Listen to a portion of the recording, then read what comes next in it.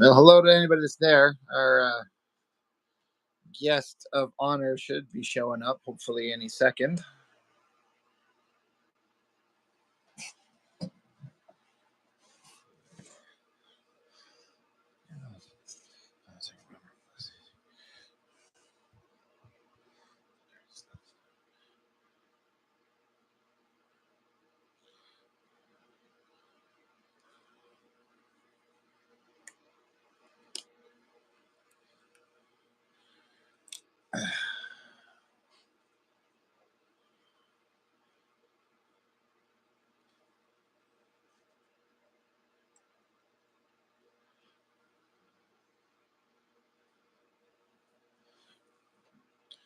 Sure, I'm mental.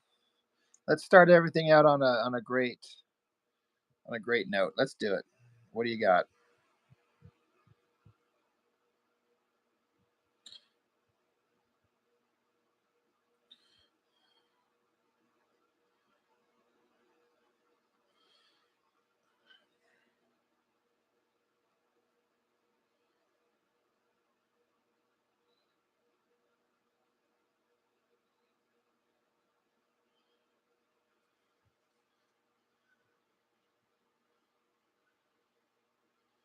Akiva Tachuka FG says hi. Hey, how's it going? There he is. Yo. Oh. Can you hear me? I can hear you. Oh yeah. I've arrived. Yeah, someone's saying it. You're my favorite. Don't tell anyone else. All right. Yeah, I can see you. I can hear you. Cool. Wow. Yeah, it's good to be back. Yeah. 2 weeks is too long for people. I think. Right. Can you draw Jessica's full ill run? fortune is our good luck. Is she gonna watch today? We can't talk smack on her if she's gonna be watching. Oh, but that's the best time to talk smack on her. I want her to Is know. it? Okay. I would never do that.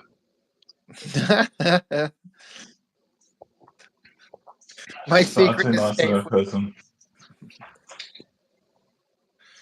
Yeah, Harun. I said let's hear it. I saw that and I said let's hear it. So I'm just waiting. Sorry. Before you joined on, the first person to respond to the live asked if I wanted to hear a racist joke. So I said sure. Is it D? And it's not D man? Wow. Right? Wow. Oh, good times. As usual, I had zero prep time and had nothing to work on. So I was like, okay, I'm going to sketch out something really quick so I can attempt to draw on this stream. Well, that's where heroes are made, where you just have to just on the fly just come up with something and see what you can do. Yeah, but that's the thing. I'm not a hero, I'm like the street level crook that gets beaten up by Daredevil because it's just so bad. Nice. Don't do it again. You're so bad. Okay, Daredevil. I'm sorry. That's right. You better be. Right? Yeah, so I hear you've been thinking a lot about Cable recently and just analysing like how good he is, and I was gonna just say, it's an ongoing theme with you and Cable. I don't know why. Like, have you guys noticed that chat? The chat. I'm pretty sure the chat's picking up on it. It's almost like a fetish by now. I feel. somebody here loves Cable, that's for sure. Yeah, and that would be the Rob. Would A it be? great Rob. I don't know You about keep bringing him that. up every time I'm here. It's just Cable this, Cable that. Whitefield's the best feat I've ever seen. Cable more. That is true. Still being heroic. I just need to admit it to myself. That's the spirit. That's the spirit, right?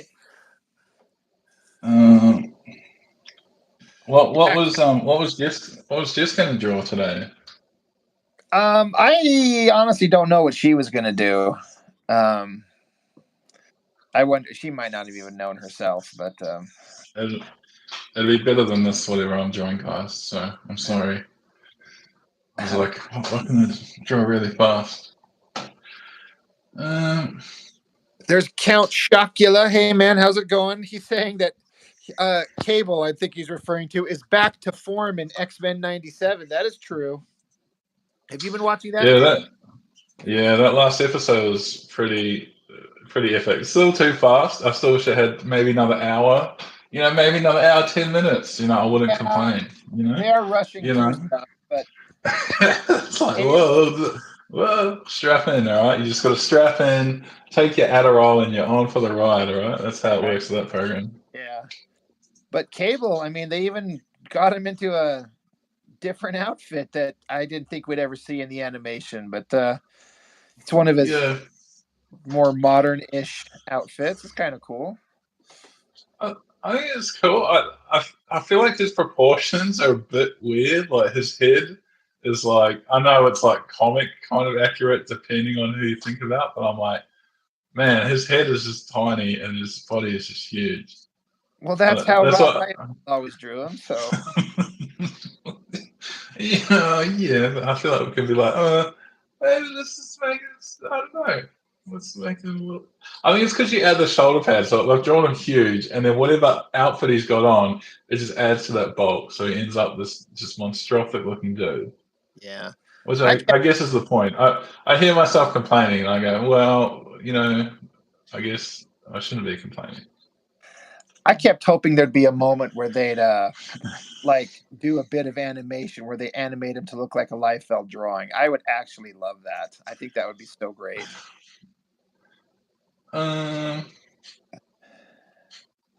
Make him I look don't know. proportionate. Do they? I haven't watched the credits. Do they credit Liefeld at all for the show anywhere? I guess there's a lot of people that would probably have to credit. They'd I have don't to know how credit that works. a whole bunch of different people. I I feel don't. like there's got to be Claremont, like everyone. Yeah, yeah.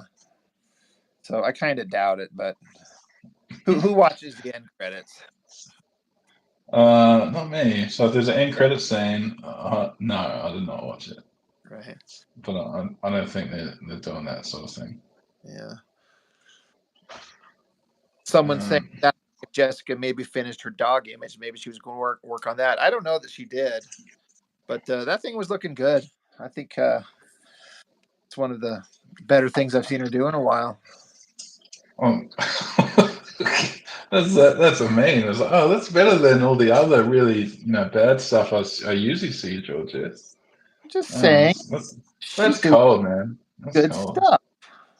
I would never say that about you. Everything you draw is a masterpiece, Jess. Masterpiece. I see how it is. So I'm just covering myself for later when she watches this on Discord. Right. I look like the good guy. I look like, yeah, I was really sticking up for her. That's At least fair. someone was there.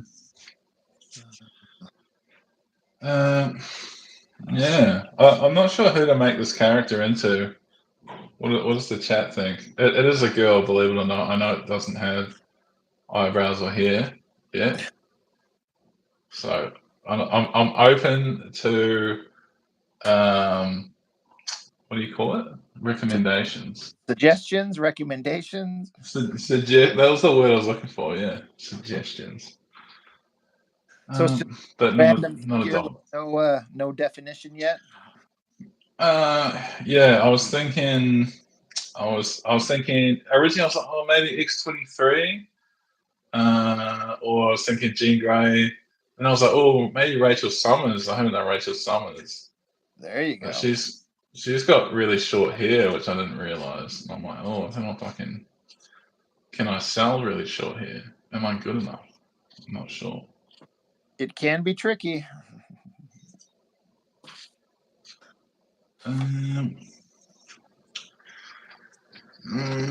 Yeah. So Is anyone in the chat voting? Has anyone voted? No one. Thanks, chat. Thanks for helping. No worries. Fired. What were you going to say? How are things going in your end of the world? It's good. It's starting to get colder now, so it's it's probably normal temperature, like 20, 23 degrees, not Celsius, for you cretins over there that have really weird ways of saying things. Cretin. Let's defend the whole of America. Yeah, no, it's pretty nice. This time of year is pretty good. It can be cold, but not too cold. Yeah, it's starting to get warm here now in my area. Coming in. What's a hot day? Do you use Celsius? Just Fahrenheit. I mean, yeah, sorry, I meant to say Fahrenheit. Right. So what's a hot day there? Is it like 30 degrees, which is, I don't know, over 65 degrees Fahrenheit or something? Well, Let's start on a podcast. 60's cool. On a podcast. Oh, okay. I met a dog right outside. That's awesome. Okay. It's called Zen. It's a 11-year-old Labrador. Well, you can't keep it. Oh, no. No. It's someone else's. Sorry, guys, that was my wife. No, that's all right. Should have had it. She doesn't realize. Yeah, she'd get more viewers on here, actually. There you go. She doesn't realize how famous I am. Right? I'm saying. I like the name for today, International Superstar Nathan. Yeah. But yeah, I mean, it gets to here, where I live in Utah. The summer days will get up to 100 plus. Miserable. Yes. So I was laughing at someone saying, "What, 105 Celsius?" I don't know. Yeah, that's pretty hot. So that's over. That must be well over 30 degrees. I think. I'm not quite sure how the math works out, but I think that's Count pretty Shotgun. hot. His neighborhood just got wrecked from a tornado and didn't have power for 4 days. Where are you at, man? I thought I saw in the news recently that there was a tornado somewhere, but I can't remember where. Tornadoes scare the hell out of me. Like, I mean, I know it does the same for everybody, but You just put your arms out and embrace death. I think. You just go, yeah. Good. So Shocula, man, where are you at? He's from Memphis. Put your arms out and embrace death. Western Ohio. Well, that's rough, man. A tornado would just start crying, man. That would just be scary. Yeah. Does Australia? Well, I don't think we get them. Yeah. No, I think we get some really minor ones. And like it's like. It's usually like, I think the last one we had like earlier, it was like last year, and like, we think there was a tornado or a twister, and I'm like, but nobody saw it. Kind of, it's like, well, there was some kind of reports, but no one got it, and there wasn't really any damage, but it could have been there. And I was like, yeah, okay, cool, Wow, that's exciting. But no, not totally. We get some pretty savage storms as they come through, like a storm cell, but no, we don't typically get like, tornadoes. You know? No, we're not going to have a movie made out about it, you know. What kind of stuff do you guys get that's like the thing you worry about? Like some places suffer fires, or coastal cities. We do get fires, definitely. Yeah, so there's like right? a fire. Summer is like fire season, so you're not allowed to like have fires on camping spots and stuff. So like like a fire can just spread like here because it's so dry. And I think it can just, it just goes, once it's going, like they can't stop it. It's really hard. So I think it's definitely that. That's not everywhere. Like it's more like rural sort of areas. And then we get some bad hail and stuff, like high winds and hail. That's probably the big one. Like we had a big hailstorm like a few years ago, and it just destroyed like half the cars in the city. It was really savage. Wow. Yeah.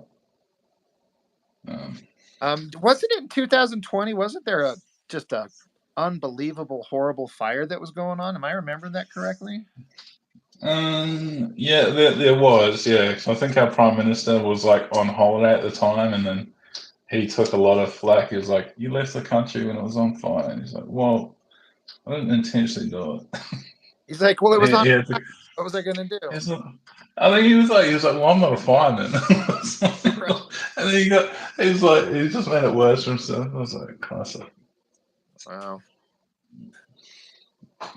Yeah, and in my part of the world where I live, the thing that we have to worry about most is this part of the country is this area specifically is way overdue for an earthquake, and I'm talking we're like right under a fault line, so it's going to explode one of Okay. the days, and it's going to just flatten this place. And yeah, you'd be like Dante's Peak, and it will just trigger like a volcanic eruption, and then everything. Yeah, because I'm originally from New Zealand, and then that whole country is literally a fault line. So if you look at the tectonic plates, it literally goes to the entire country. So it can be kind of, it hasn't happened properly for a while. There was Christchurch ones, but yeah, that is like, it's pretty, technically, yeah, it could happen and be pretty bad. Yeah, well, that's the thing, because it's going to happen, especially if it's on a fault line, and it if it just the longer it goes, the worse it's going to get. So that's crazy. It's actually something to be kind of scared about up here where I'm at, because that thing it's due to pop. It's way overdue, so it's gonna, when it finally blows, it's gonna be bad. Well, I hope not. For you guys. Well, the thing is it's one of those things where it absolutely is going to happen. It's just a matter of when and how bad is it going to be at the time for everybody. Well, I assume you just like most Americans, you're like a full doomsday prepper, right? Like you're probably streaming from your big silo. I am a big advocate of that. My ex-wife was a prepper big time, and wow, okay. It's something that I think of. I mean, the thing is, I never used to. I used to laugh at those shows, but now I'm like, oh god, it's probably it. Well, the thing is that once everything goes to hell, it's like, what are you going to do? Wait for the government to come save you? It's not going to happen. So you better be prepared to save yourself. I'm dead. I know I'm dead. I'm that zombie like taken out in the first wave. I die minute 1, right? I'm like, you mean I can't buy snacks? Oh, no point living. Sorry, guys. Go on. Someone's saying, he's asking, did I have a natural disaster on my page? It seems my pen leak. No, I was flinging around my inking pen, and it caught on something, and it flicked and fired all this ink all over the page. So no, mate, that's just an opportunity. Okay, you're seeing Rob. He's just such a masterful creator. He'll turn this, and he'll be like, oh, I'm turning this into some space dust or rubble. Well, the thing is, it didn't land on any of the figures, so I can draw around it and white out. So I was like, oh, inside I was dying a little bit. I'm like, son of a bitch. But I want to blame someone, but it's only myself. It's just my fault. Yeah. So I'll just blend it in and make it work. It's all about, it's an opportunity. You can fix it up like after. You can remove it. I mean, you can put white out, but you can remove it digital as well. It's true. But yeah, I've been wrecked. Like I've been doing. I finally stopped procrastinating. I'm like, okay, I'm gonna ink these 24 pages, and I'm just like, oh, this feels like work. Like, because it's like, I've learned, like, I'm like, I love working traditional, and like, yeah, it's like for this, I'm gonna do it all digital, but I'm like, oh man, this just feels like it takes me probably 3 hours at least to do a page. Because I'm not, I'm doing it to a level where it's not going to be, I'm not sharp. I'm not doing this crazy detail. I'm like doing enough to like show the story, show the detail in it, but that I can I'm doing it at a level I can keep up for 24 pages. Right. So I was just going to drive myself mad, but I'm like, oh, this is work. Like I'm like, next comic volume 2. I'm like, can I get an inker, please? Someone. Someone come and ink me, please. I'll draw it all. But I actually don't mind inking. I don't think I mind, but I think once you're doing it and you know you got like so much pages to get through, I'm like, yeah, this is definitely work. Well, I think it's also because I've seen the pages so much as well. It's like it's not fresh. It's like, yeah, I've seen every incarnation of this page like 4 times. I've redrawn panels and now I've got to ink it. So I feel like I'm just redrawing again.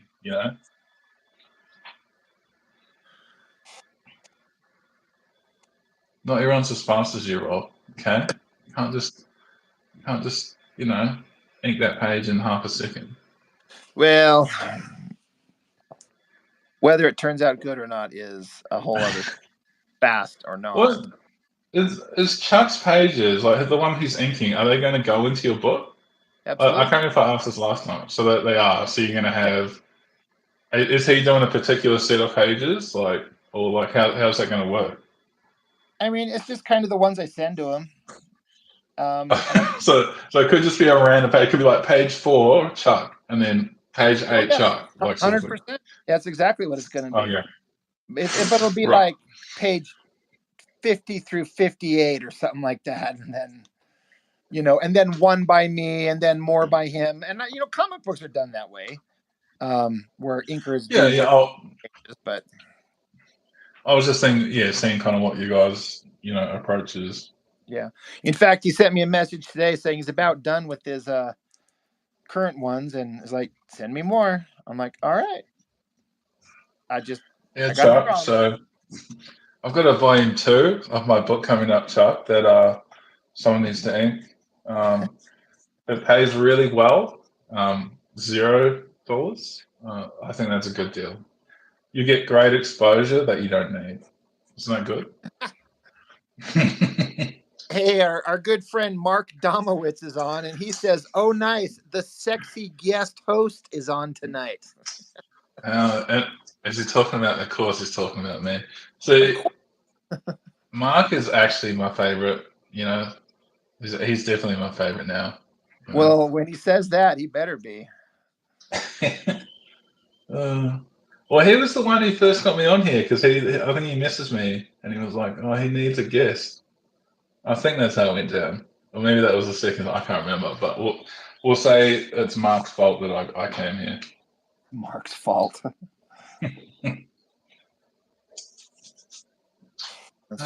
Jess, is Jess here? Oh, Jess is here. Hey, Jess.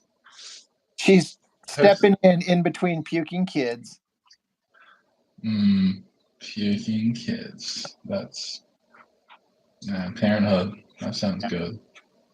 I've been there myself. I've been to the one puking before, and that's not fun. Well, it's like, especially when it's like your little kid, like your baby, who can't tell you what's wrong. They're crying, so it's kind of scary, for the lack of a better word. Yeah, I can understand that. Hey Nathan, that's looking so good. I love these. See, like Jess is so nice. Thanks, Jess. She talks about me all the time, but she likes everyone else. As long as it's in public, as long as she's like, "Oh, your art's really nice in public," that's what matters, She can be like behind the scenes, like, "Oh, absolutely the worst. That Australian. I can't stand his drawings. I just like to say, But she'll be nice publicly. Good, like a good politician, right? Right. Thanks for handing over your spot, Jess. I appreciate it. I know it's not what the people want, but that's what they're going to get.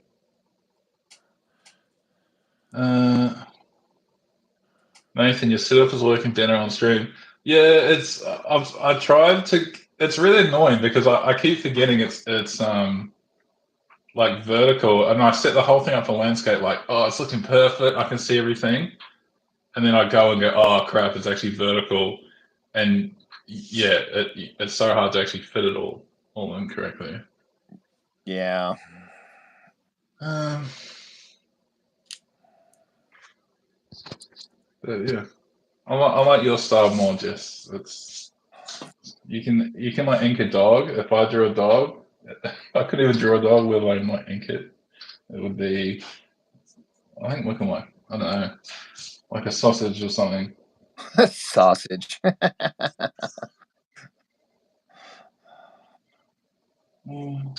Yeah, you guys don't have pies there, eh? I think I talked about this to another American. I was like a pie is like, I know you guys call it pizza, but you guys don't have like a meat pie. Like that's not really a thing there. I'm sorry, I'm I didn't assuming. catch that last part. I apologize. I'm sorry. What was that? Like if you have like a, you know, I think you guys call them like a pot pie. Do you know what that is? Right. Yeah. Do you guys have, is that like a normal thing there?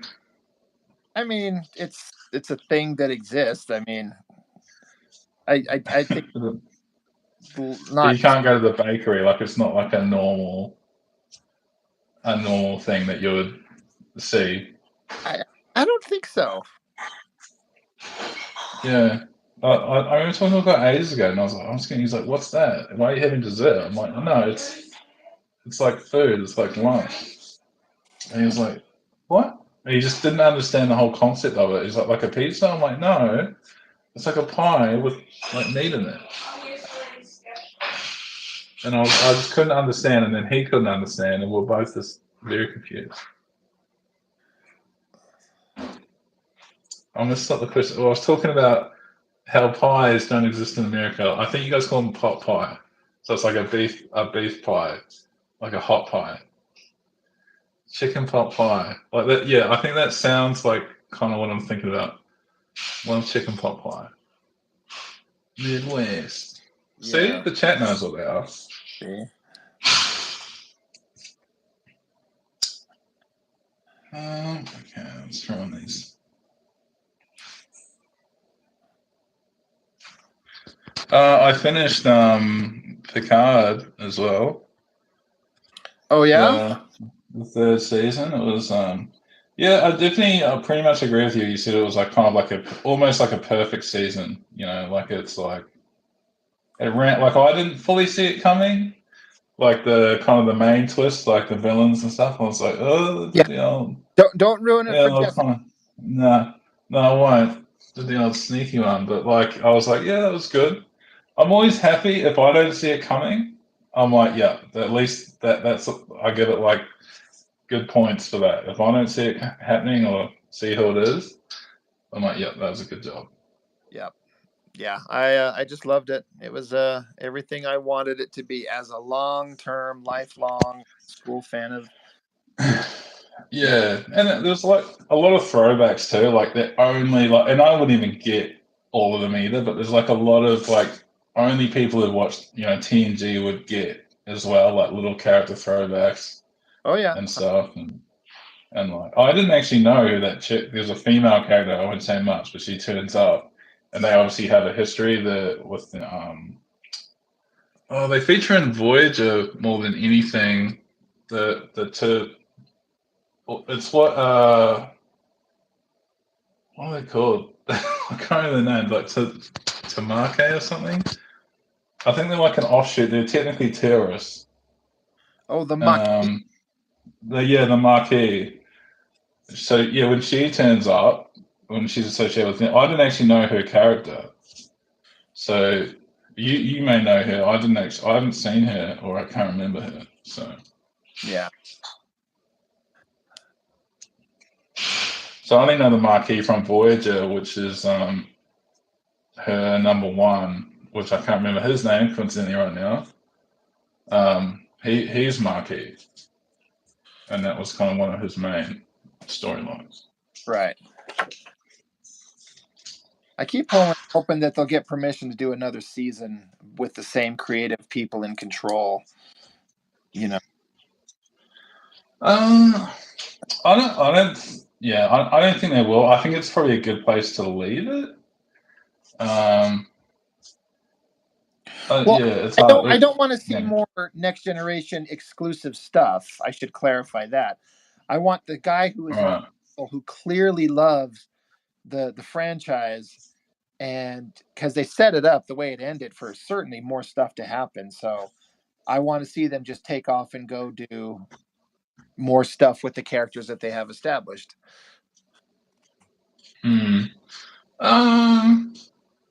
Yeah, I'm in two minds about it. I don't know. I don't know. I always want to see more. Yeah, I'm trying to. Yeah, like you know who I thought was awesome in it, like Geordie. Like seeing Geordie again, and he looks like he's such a gangster with his beard and stuff. Yeah, Like, he's like awesome in it. He's like his character's so different too, because he like disagrees on things. And I was like, whoa, look at this guy.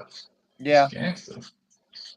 Felt like they were all Um, appropriately older versions of themselves, like they should be.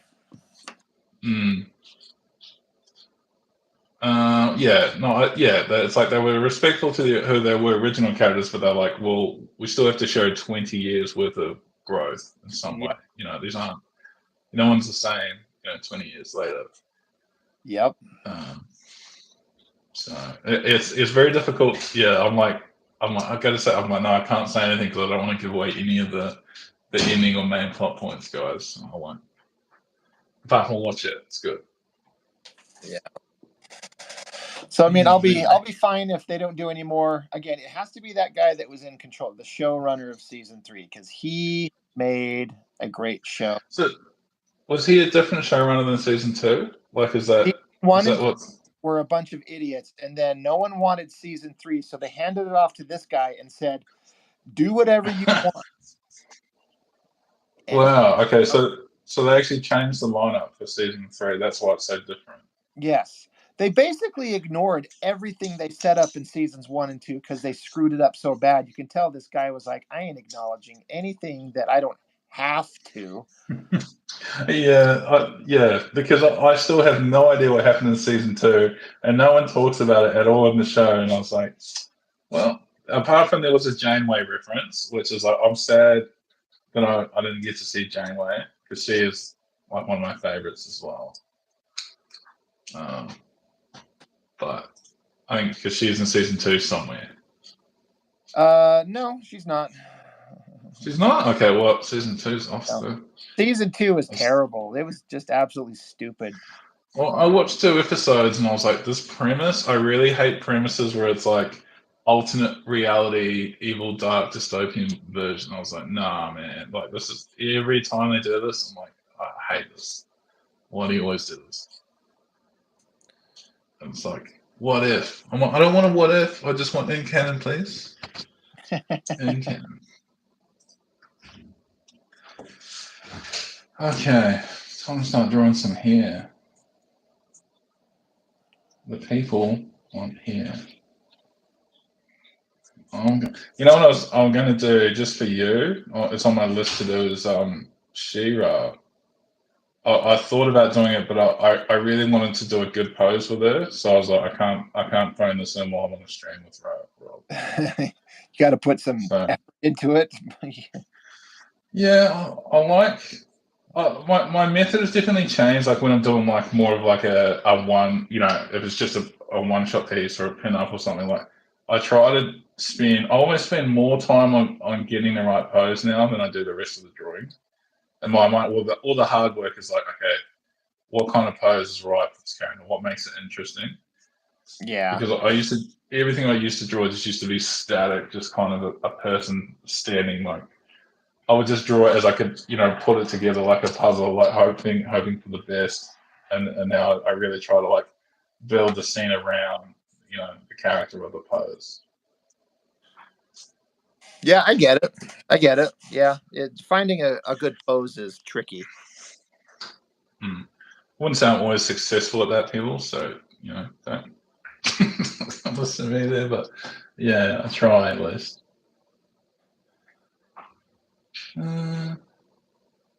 Geordie was one of my favorites. See, Geordie was cool. I was never a huge fan. I always thought he was funny. Like him and Data together were always funny. I liked. But yeah, and the new show, yeah, he's definitely awesome. Yeah. Especially because he comes in so late too. Like I was like, where is this dude? And he comes in. You're like, oh yeah.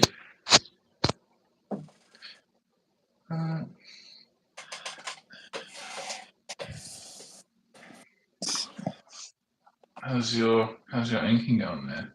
Yeah, it's going all right. I haven't flicked any more ink all over the page unnecessarily, so So is that actually Skeletor? So that's like a giant demonic version of Skeletor? that is it. I don't know the lore, so I don't know the right terminology. No, I mean he was killed in the first book that I made, and this is the first time we're seeing him make a reappearance. He's been recalled from hell Okay. as a giant demon snake monster. Spoilers for anybody who's read my book. It's unbelievable, bro. I can't believe you do that. I know. Unbelievable. I feel like I'm actually trying to draw on stream. I'm sorry if I go quiet sometimes. This is hard work for me.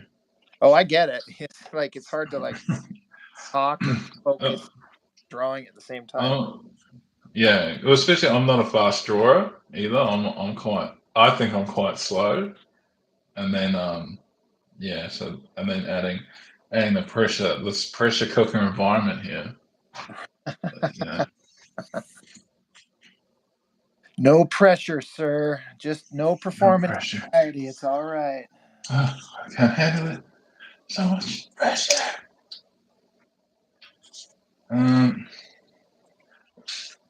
Thanks for liking my magic piece. You know who magic is, right?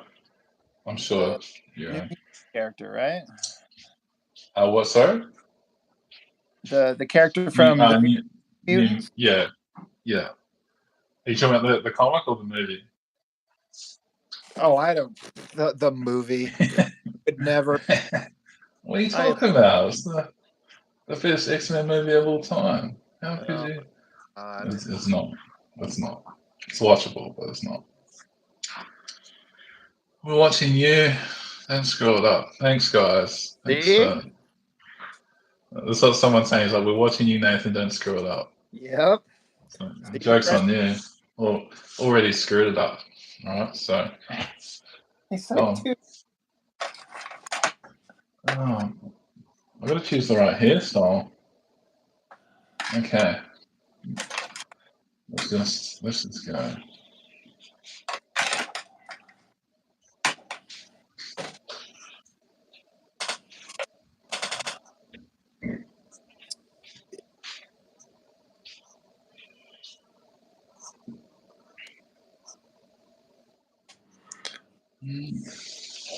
Pressure's on. Yep, everyone's watching you, and they're gonna judge you. Yeah. So. I have to draw the best pixie crop of all time. That's not going to be a pixie crop. And then, I mean, when they cut Kitty Pryde's hair in the newer comics, like she had really short hair, and I was like, is she meant to have short hair? And then I was like, and I see her in all the old stuff. I'm like, okay, she looks really different. Who is that you're referring to? Kitty Pryde. Oh yeah. I'm surprised. Is she not an X-Men in '97? Was she in the original series? No, she's like. Is she not like a founding? I thought she goes way back. She does, but they were doing the '90s era X-Men team, and she was not on that team. Right. Okay. Jessica says she has to go. She has to go deal with puking babies or something. So she wanted to stop. Thanks, Jess. I appreciate you coming.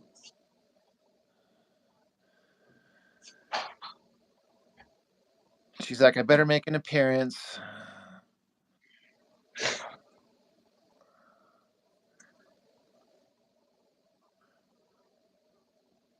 Better make an appearance. After pulling out of the whole show, letting all the fandom down. Right. I mean, I didn't want to say it, but after having like a month off, but you know, It's not for me to say. And yet you did. Some people just keep taking though, don't they? You find that they just go, oh, I just want more. I'm just going to keep taking away.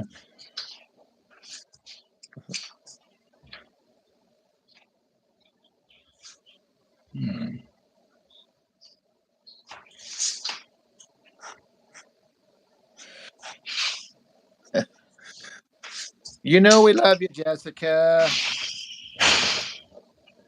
Do we though? No. Oh, Jess. I'm sure she'll watch this later. She'll be like, I'm going to see what they were saying after I left. Talking smack on me. I'll see what kind of smack they were talking, what kind of insults they were throwing out. She took off. I started watching your Savage Dragon video as well. I didn't get through all of it yet, but it's pretty good. So I agree with you what you say about like last news saying like it was funny because you're like, yeah, he doesn't draw like the most beautiful woman, but they're still attractive, but in a weird way. It I is. was cracking up. I was like, yeah, it's like, yeah. I think it's like I think it's the head. Like I think it's like, oh, it's like, yeah, oh yeah, that's good. That's looking crazy. That's a cool pose, good body. And then like the head's just that little bit weird looking, and you're like, okay, but that's still, yeah, I'd still go there. It's a little bit weird. Yeah, that's basically it. He draws some weird stuff, but it's effective. I think, and then the other point you're saying, like he, like yeah, all the stuff has like kind of power to the drawing, like even like first scene or a pose, and I was like, yeah, I definitely agree there. You just get that sense of power within the drawing. You even gave Overlord a compliment. I was like, wow, this guy is a real fan. Well, it's like I was saying in the video, when he started out, you're just like, oh, here's a big armored guy in a cloak. He looks like Dr. Doom, and he's just your standard villainous guy. But the way that Eric Larson ends up that storyline, you're like, oh, okay. Well, that was not what I was expecting.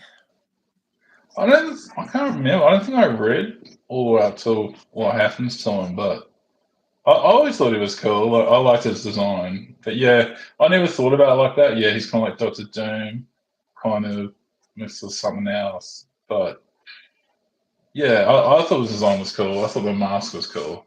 Yeah, I mean it's kind of cool, but when it looks like such a recognizable Marvel character, but come issue 7, which is not too far into it, Dragon and Overlord meet, and it does not go the way that any other Image comic stuff had ever gone. All that other stuff was so cliche. And what Eric Larson did, I remember the first time I read that, I was like, holy shit, I have never seen this before. This is just the coolest thing. I loved it so much. So, oh, I must have read it then. For sure, I must have read it because I've read past that. Well, it was an all splash page issue. Every page was just a single image. I remember you got chucked out a window in a factory. Something happened, but I'm like, I'm trying to remember now. I really got to actually read that book I bought now. I'm like, not just like look at it. I'm like, okay, I just need to actually like read the context of what's going on. And I'm sitting here like worrying about verbally spoiling it for somebody. A three decade old comic. Yeah, I don't think we can. I think it's just going to make them more interested. Yeah. But I mean, so if you haven't read it by now, Yeah.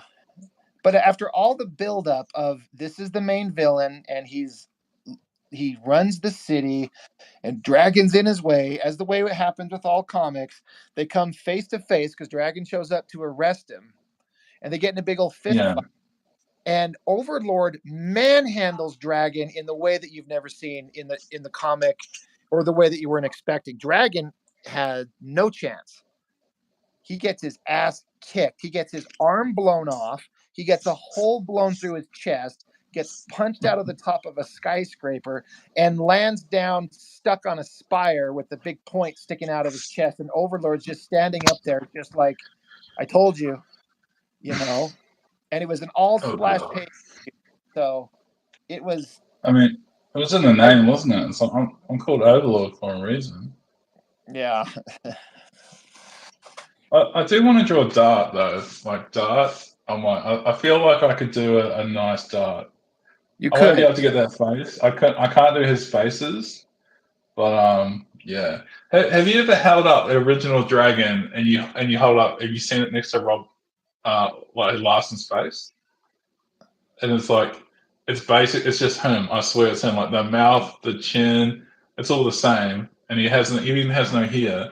He's put a fin on Eric Larson, and I think he's got dragon. That's funny. If you look at it, like next time you see a picture and you see, because he has like when you see that smile, that like it's the same. He's obviously uses like a mirror to get all the references. I'm like, yeah, that's uncanny. D-Man tells me to spoil it. He's not going to read it. I figured.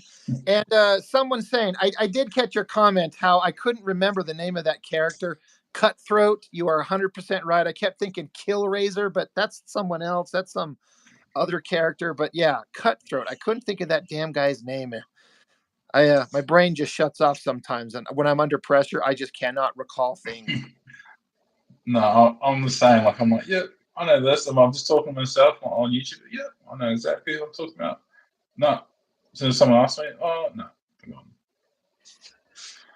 Okay, that is definitely a very interesting crop top that we've got going on here.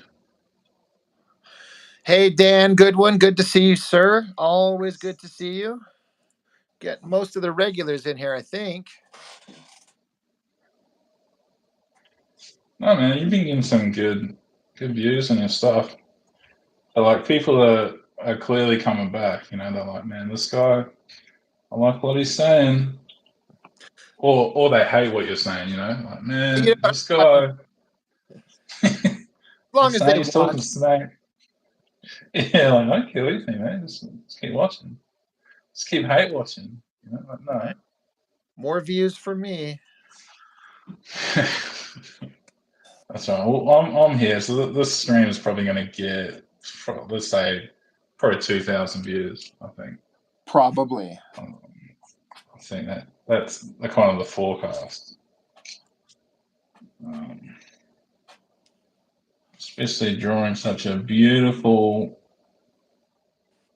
classically beautiful girl like this one.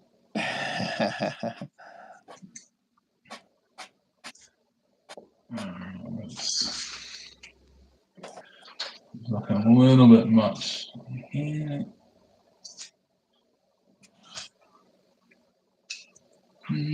Have you seen? Are you a? I can't remember. Are you a Conan fan? Or do you like Conan comics and stuff? I can't specifically say I'm a Conan fan, but I'm like not a fan. I haven't really read comics. I've seen the Schwarzenegger movies, and I like those, but that's kind of the extent of my. That was going to be my next question because I've seen like every Schwarzenegger movie except for the Conan ones, and now I really like Conan, and I'm like, but I haven't seen his original movies. So I've seen the new 2011 one with Momoa, but I haven't seen the That original. sucks. It's a bit rough. I felt like he was okay, but it's like he was the best part of the movie. He's like, I can't fix all the other people in this movie. You know, I can't fix this lack of a plot line or the worst plot line. Yeah, the first Schwarzenegger Conan movie I think is really good because again, I'm not really a expert on the lore or anything like that, but when I watched it, it had the feeling of everything I felt like should be in it based on old Frazetta paintings and old Marvel Comics drawings, or was it Buscema, I think, was drawing them. It just felt like this is what this should feel like. I wonder if anybody else watching will validate or The invalidate. cover art. The cover art looks like Frazetta to me. Like I see that when he's holding the sword, and it's like it's in the shape of a triangle, and he's got the girl. But I'm not sure if that's Valeria. I haven't seen it. I'm not sure who it is in the movie, but yeah, I'm like, this is like a Frazetta, drawing basically. Yeah. Yeah, that first Schwarzenegger Conan. I mean, there's brutal violence. There's naked chicks. I feel like Schwarzenegger nailed the character of Conan pretty damn well. Again, I'm wondering if anybody will chime in with agreement or disagreement. Conan. It's pretty damn. Well, yeah. I'm part of there's a Conan fan group I'm part of, and then they're like, the first one is meant to be really good. The second one's not as good. I think it's a different director. And then he shows up from Red Sonja as well, but he's not. They didn't have the rights to Conan, so he's just playing a Conan-like character that has a different name. Yeah, that's in Red Sonja. It might as well be. But... Oh yeah, so that's pretty funny. Yeah, Count Chocula, he knows all the good stuff from the olden times. He says also directed by John Milius. Yeah, some would say the original movie very much captured the idea of the Conan universe in his opinion. Yeah, I mean, that's, again, I can't speak on it too much because I don't know much about it, but it felt like what I thought that it should be. It has a very old school vibe to it. Yeah, because it's funny what actually got me into it. Because when I draw, like I'm drawing at night, and it's like, if it's my day off, it's like 11, and I'll finish at like 2, and I just listen to like an audio book, and I'm like, oh, there's a few of them I might listen to this, and it was I think it was Red Nails, and I was like, holy shit, this is like the best story, because it's just like a straight up adventure, and it's like him and like Valeria, and it's just like two characters. The story is so tight, and they're just on like an adventure, and it's such an old school story that it's just like, it's kind of like timeless. And I was like, this is the best thing I've listened to in so long. And I was like, I haven't listened to all the kind of stuff, but I was like, that is still my favorite. It's my first. I don't know why, but it's still my favorite. Yeah, I get it's it. Such a tight story. It's kind of like doing. It's like the Fellowship of the Ring, like the first Lord of the Rings movie. How that movie, because it's like the setting, you get into the characters, and they're on that adventure. It's the start of that adventure. That was always my favorite because it's like about the journey, and then there's no, you have an hour-long freaking battle scene, and you're like, yeah, this is cool, but like it's like you have those characters, and they're getting to know each other, and you're learning kind of about them, and then you're on an adventure, you're seeing the scenery, and I always love that aspect of like storytelling, but you really don't see it that often, in my opinion, like that kind of, there's like a scene you might have like, oh, okay, they've got to get from here to there, so we'll have a scene as part of a movie, but it's never the majority of a movie. That's what I feel. Right. Yeah, I get you. You know what I thought is interesting as once I started kind of I saw that first Conan, and then I started digging into what is it, Robert Howard? Is that the Robert E. Howard who wrote Robert E. Howard. Yeah. So I started doing some reading up on him, and that guy was, I think he was mentally ill. He was struggling with some stuff. I think I read, I'm sure some of these guys probably correct me, but yeah, like he felt like some spiritual force was forcing him to write these stories. He had to do it like obsessively so. And so it's like, if I remember correctly, something like the spirit of Conan himself was standing over him, telling him to write these stories. And then, I haven't looked into him as a person, so yeah, I know he died young. I think he might. Yeah, well, I think his death was. He killed him. I don't. Okay, well, I was alluding to that, but yeah, okay, but it was quite young. He was 27? I don't think he was 30 yet. Not very old. And the most interesting thing, or not most interesting, but he went to a typewriter and wrote this phrase, and I always misquote it, but it says something to the effect of like, all spent, all gone, the lights go out, so lift me on the fire, something to that effect. Somebody could probably quote it, but he typed that out, this really elegantly spoken phrase. He typed it out on a typewriter, went somewhere else and shot himself. I'm like, what a horrible story to a guy who wrote such endearing, long-lasting characters. And but that suicide. Well, I don't know. Yeah, so you carry on. Sorry, I was going to, yeah. You Yeah, go, finish. I just thought that suicide note that he wrote was so like profound and sad and all at the same time. It was like, oh, this sucks, this poor guy. Anyway, that's all I was gonna say. I would say he's probably had that for a long time. Like, you know what I mean? Like, he's probably had that, like, these are my, if I had last words, these are my life. He's probably had that in his mind for a long time. Like, it wouldn't just be like he probably just came up with it. You know what I mean? He's probably had that and gone, this is me, or like, this is how I feel, you know, and then he just wanted that to be his last words. Yeah. You know, who really knows? But I don't think he became fully famous till, like, I think it kind of grew, like, his whole, you know, his stories and stuff really took, like, it became a lot more well known after his death. Yeah. I don't know. I'm sure that's probably very possible. I don't know for sure, but I wouldn't doubt it. Like, he becomes his work becomes the most popular after his death, which is unfortunate. But yeah, I'm trying to remember that damn quote that he wrote. I'm trying to. I guess I'll just have to search it up right quick. Because now that I mentioned it, I want to quote it correctly. Yeah. But yeah, what a sad thing. Yeah, it was just something, because it's such a recent thing for me, like, because it kind of comes hand in hand with comics, I guess. I'm like, oh, what's this? I want to check it out, because I've never read the comics and I've never been interested in fantasy comics, like anything like that kind of thing. And now it really I'm like, that looks awesome. You know, I see a sword chopping some dude up, you know, in the wilderness. I'm like, yeah, that's cool. Oh yeah, okay. Here's the quote that he typed. It says, "All fled, all done. So lift me on the pyre. The feast is over and the lamps expire." Yeah, I mean, it sounds like, I don't even know. It sounds like Conan. I mean, that would make sense, but it feels like a guy who's lived in that world, in his head, in that world for so long, and everything's over, everything's done. Lift me on the fire. It's done. It's over. And then he,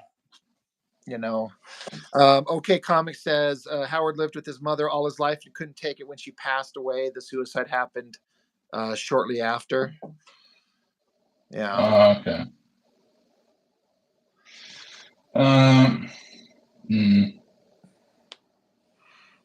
So, but I think his stories as well, like, they were written, they weren't chronological. So he would just write. So you'd have a story, like Red Nails or whatever, and there'd be another story, and there was no order to them. Like, it was just like, here's this week's adventure with Conan. You know what I mean? Like, there wasn't like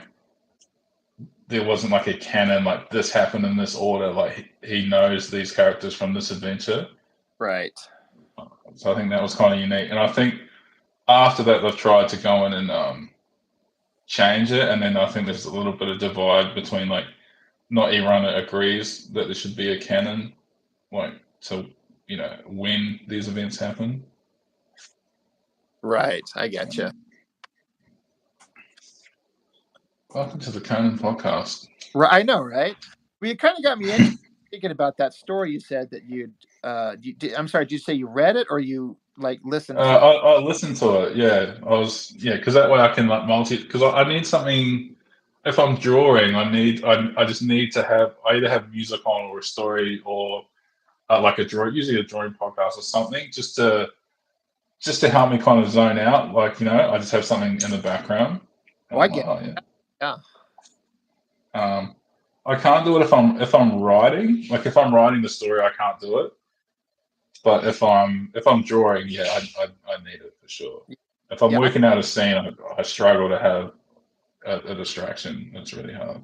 Yeah. Oh, I'm the same way. So I don't know. Maybe I kind of got me interested. I might need to check out that story and give it a listen, give it a shot. Experience this. It's definitely awesome, because it's like I feel it's just like a storytelling that's kind of lost now, because it's just a straight line story. You got two main characters. It's really a definitive kind of, like evening, and it's just like a series of events, and you kind of come in almost partway through the journey, and yeah, I was like, man, this is like really interesting. And it's like with now, like everything kind of just gets complicated so quick. I think that's what modern storytelling's like a little bit. Like, okay, we've got to have, in case no one likes this character, we've got to have these other characters just in case, and then we're doing this, and then there's a secondary plot line, and it's like, do we need all this? Like, do we, Yeah, you know? I think you're right. I just think it takes a writer who really knows what they're doing to make something like that happen. D-Man says Elf Quest is a good fantasy comic. You know, I just look at I've Elf never Quest. read this. I look at Elf Yeah. Quest and I go, that is the last thing in the world I'm interested in. I'm glad there are people out there that like it, but I'm like, hell no. I am not interested in this. But I can't speak on it being any good. I'm not saying it's bad, but I don't know what it is. Is it about an elf? Is it like a Zelda little elf? Like, I've I never don't know. understood. I've heard They're it. characters with like pointy ears, and I don't know. It just doesn't look like anything. But also, none of the art I've ever seen has grabbed my attention, and that's part of the thing. It's got to have what I like as art. So Yeah, you have to be interested in it, and like, cause all the old Conan stuff. Like, yeah, you got like Bashima, um, help me out with another artist that's been on it. There's been a few, but I don't even know the Bashima stuff.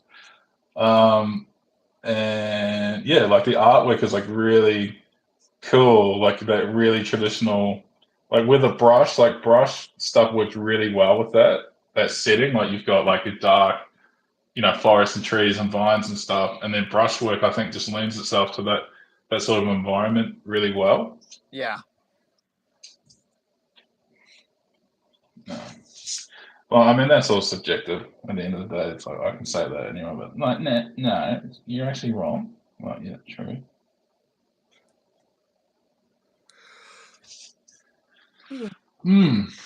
How's what? He died young too, stable, still son. Who was Nathan drawing? Good question, D-Man. It is Rachel Summers, what's the real name for Rachel Summers, guys? What's her? I'm asking this because I've forgotten. Okay, not that I'm really awesome.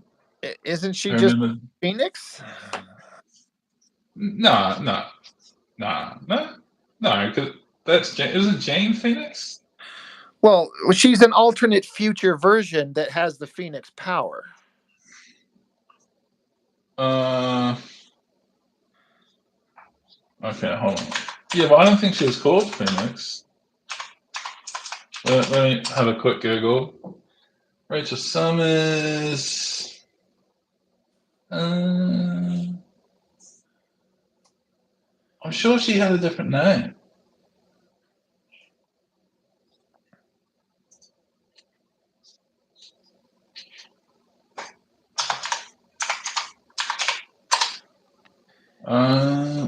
Yeah, I haven't read very much with the character. All I know is that when she showed up, that I saw, she had that short mullet hair and that red outfit, and she had the power of the Phoenix because she's some alternate future version daughter of, I guess, Scott and Jean. So that's all I know. Yeah.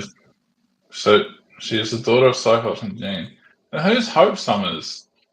Rachel Ann Summers. That's Hope the Summers first is. mutant born after the No More Mutants storyline. What was Hope Summers' code name?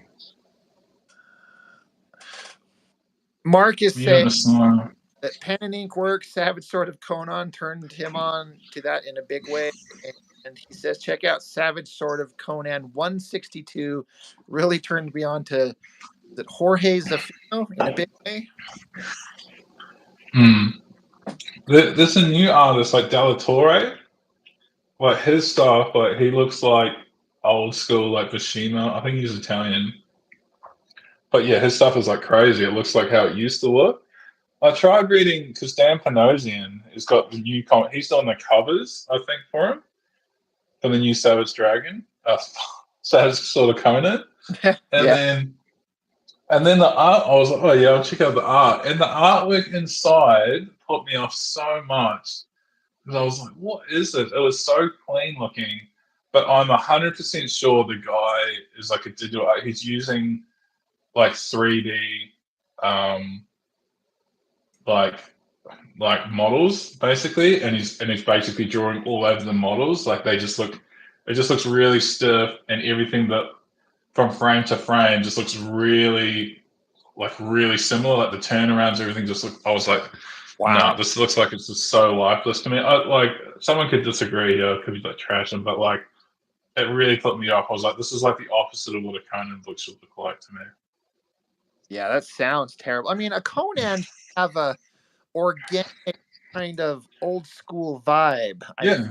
Well, that's what I thought I was getting, because you look at the cover, it's like Dan Panosian, and you're like, man, this guy's obviously crazy cover work. And I was expecting like it's not going to look like that, but like expressive line art. Like I'd rather expressive line art than like something really stiff. For that sort of thing. But Yeah, I agree. Ascani. Yeah, you're right there. I didn't know it was Ascani. I think I'm just confusing some other character in my head with Yeah, I Rachel think Summers. Ascani was that girl from the future that took Baby Cable in that issue of X Factor. That wasn't Rachel Summers, unless they changed the storyline and I didn't know that. She's in the one. I've got like X-Men Blue and stuff, and she turned up in that. Maybe she was just called Rachel. I thought she had some other name.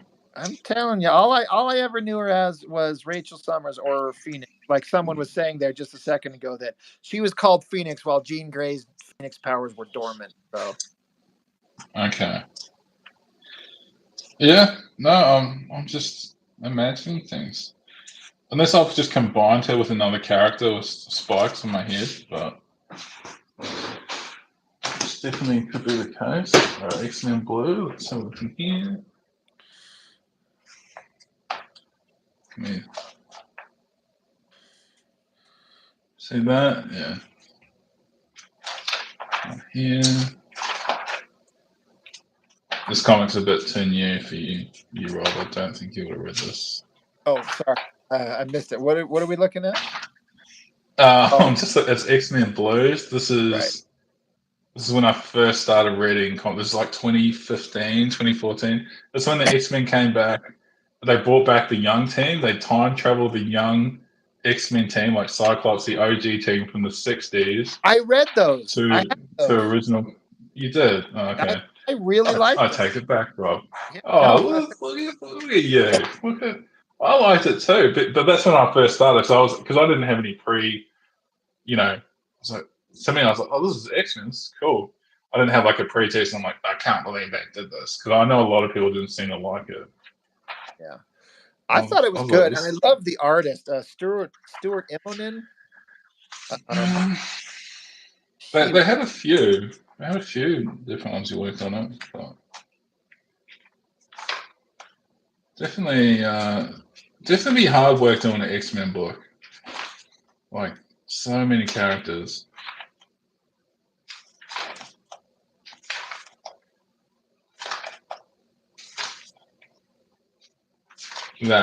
This is that robot character we talked about in the Discord like ages ago, and I was like, this is the easy version of that character, but that character in the 90s was just the worst. I was like, I feel sorry for anyone who had to draw that. Polaris. I need to draw Polaris again. Dude, that's what I should have drawn. Miss Sinister. Wait, is this going to show? Sinister. Miss Sinister looking super hot. Alright, back to drawing, guys. Don't get distracted by good artwork. I'm sorry you have to look at this again, okay? This is my artwork. It's easy. It's where we get our fuel from. Well, that's what I like. My thought on having like actual comics is like 20 years from now, and I'm just washed up. Like I can like pull out my comic, and it kind of transports you back in time, right? That's how I kind of think about it. It's like I can probably remember where I bought each one of those comics at that time, or when I read it. It attaches you to that moment in time. Oh, 100%. I pop open these old books, these old Savage Dragons, for example. We were talking about it, and I'm like, this takes me back. I loved them so much. I just did a review on, where did I put it?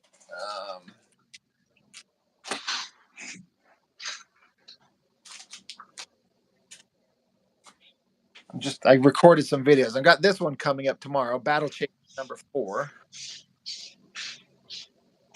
That's a great book.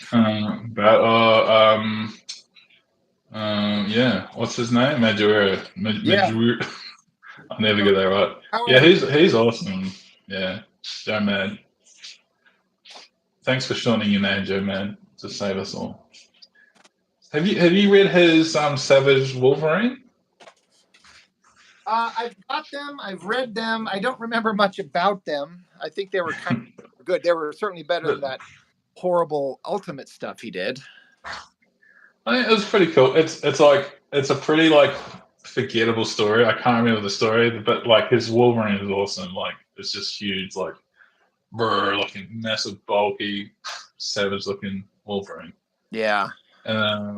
He has Electra turn up in it, and then he can draw a really good Electra as well. Yep, I remember that. It was good stuff. I'll be getting to that.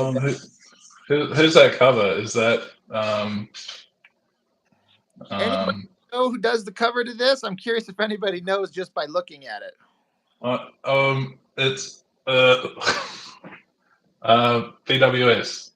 Is it BWS? Negative. Owens the Smith? It's not? Man, it kind of looks like it. Mark Domowitz knows. Who is it, Mark? Save me. It's a guy named Steve Lytle. I have no idea who that is. But that does look like Owens the Smith a bit, right? Am I wrong? I don't know any comics that he drew, but he did all these covers to classic X-Men. And I didn't appreciate him at the time, but now I think they're some of the best covers ever. Yeah, that's awesome. Background and then Cyclops with the blue and yellows pop. I can't believe they let him put the smoke over the X-Men sign. They could have just put it behind it. It's like, yo, that's money. You're covering up our money, X-Men. Yeah, and like Mark is saying here, like these covers are way better than the original comics covers. I know that might be blasphemous to some people, but I just think these look so good. And then the insides are the classic old school John Byrne artwork.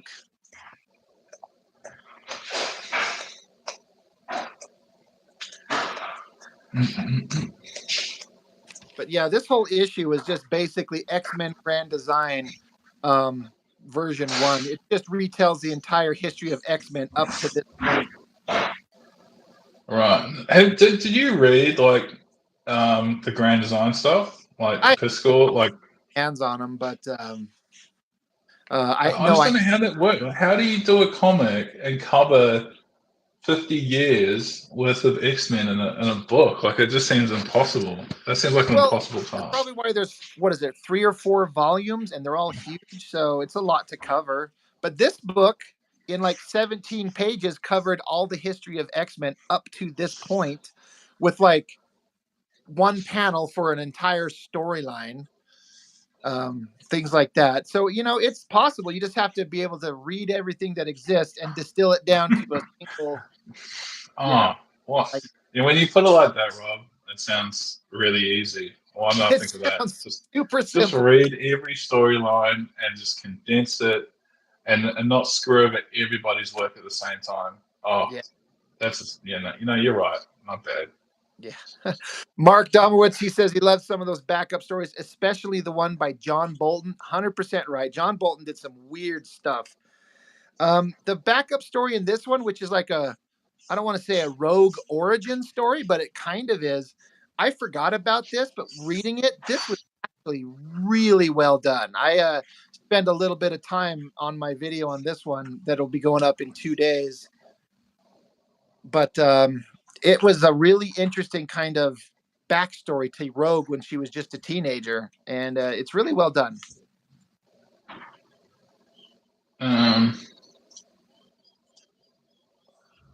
Yeah, okay. I've never known a lot about Rogue. Like, she's never been like one of my favorite kind of characters.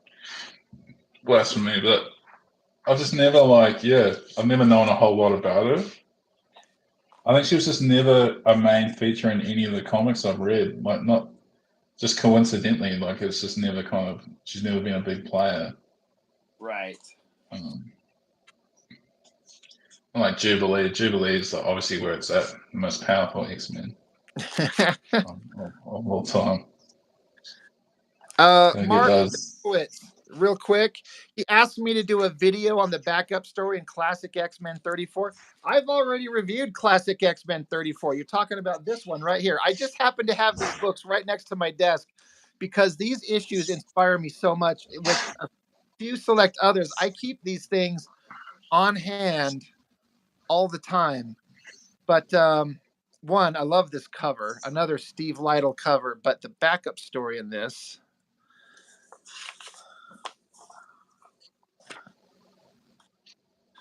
Yeah. Is this the one you're talking about, Mark?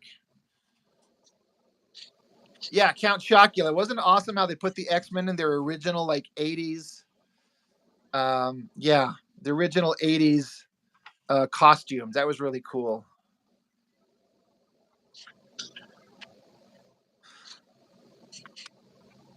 Okay, I found the name I was looking for. So in X-Men Gold Volume 2, so she was called Prestige. So she must have had that name for a while. I've never heard that name associated to that character, so it must have been something after I had read anything. And I mean, it could be that she's another version as well, that it's not, that same version of her, but yeah. Look, we got to just point this out. I mean, this is the original cover to X-Men number 128, the original cover by John Byrne, which is great. It's fine, but what's a better cover, this thing or this thing? I have to give it to this one by far. It's I know it's not to disrespect the original classic cover, but yeah. Sounds like you're disrespecting the original classic cover to me. Hey, Courtney, Lost Illusion, she's here. Good to see you once again, or see your name pop up. Lost Illusion. Chocula and Goodwin are calling me out. They're like, "Come on, the original's better." Look, Byrne is the original OG artist, 100%, no doubt. I just love these old school covers so much.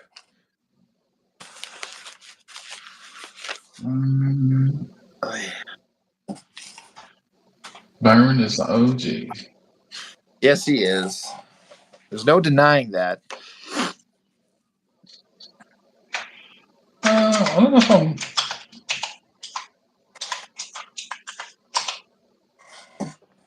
See.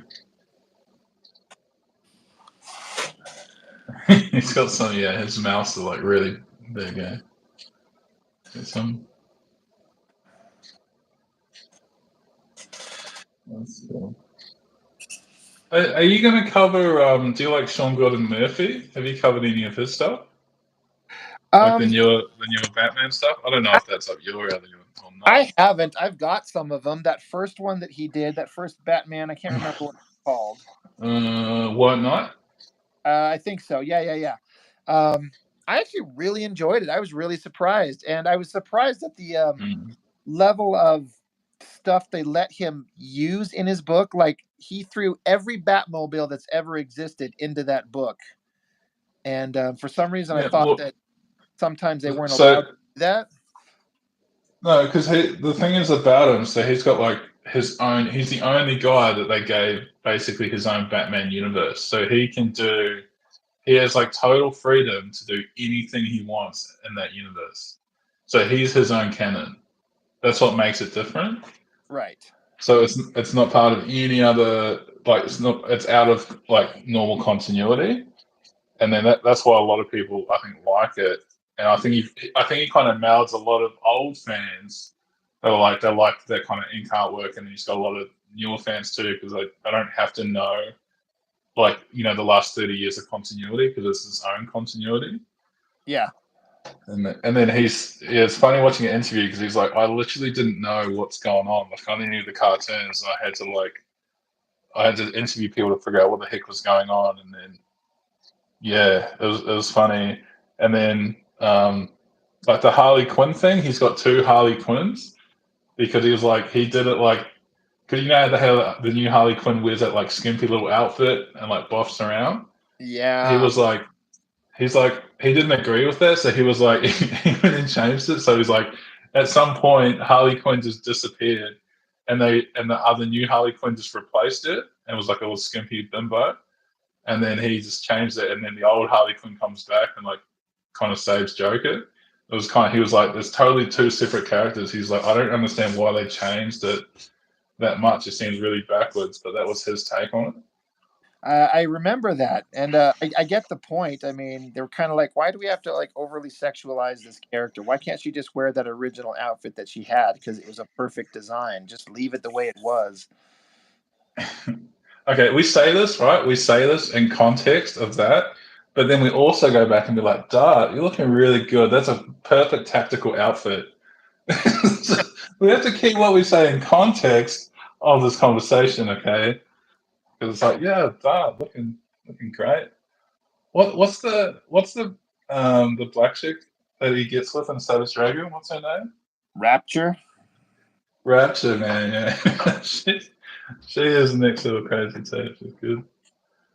So at the same time, we're like, yeah, you shouldn't be sexualizing characters, and then at the same time, we're like, man, these life feel good. I mean, these Savage Dragon characters are great.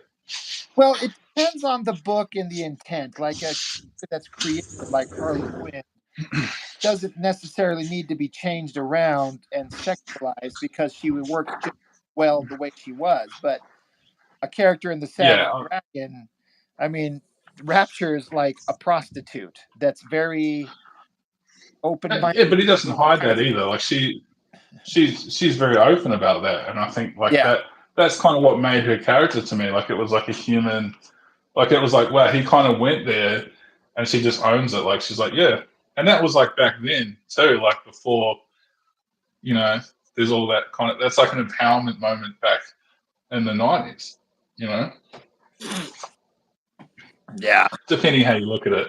yeah. Oh yeah. Depending what take you want to put on it. But that's the way I took it. Like she was like, I'm proud of kind of what I am. I'm me. I was like, oh, that's cool. Sorry, adjusting my chair. I'm like, are you beating somebody up over there?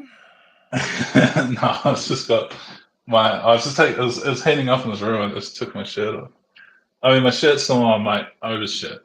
Let's not get carried away here, guys. No. Let's just pretend like we're all sitting here undressed, and this is the first for my channel. So speaking of undressing, so I did.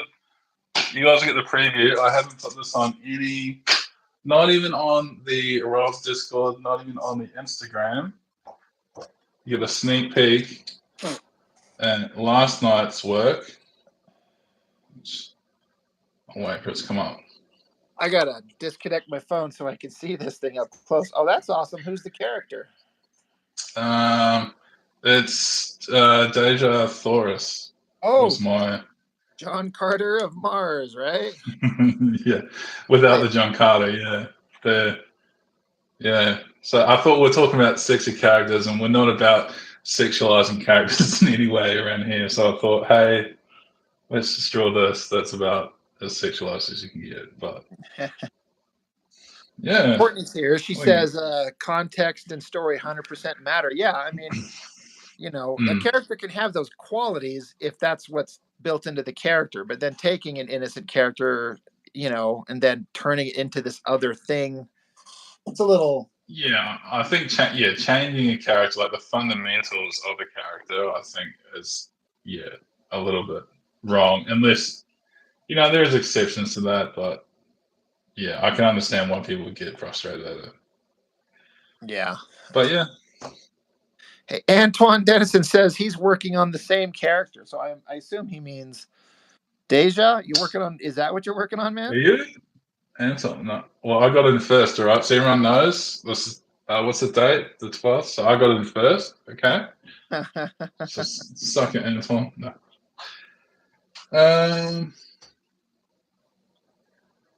I'm working on the same character. Okay, so you can feel free to steal any element out of this. This is a completely original piece. Just never walked in the desert with a giant moon before. Okay, this is she's never been in a skimpy outfit, so this is also totally original. Yeah, that's about all I have to say. But yeah, I did that last night, and I was like, so yeah, because you know how you guys kept moaning, I went and bought fancy paper, so I got Strathmore Bristol Vellum Nice. 300. Yeah. So this is what Frank Cho recommended to me.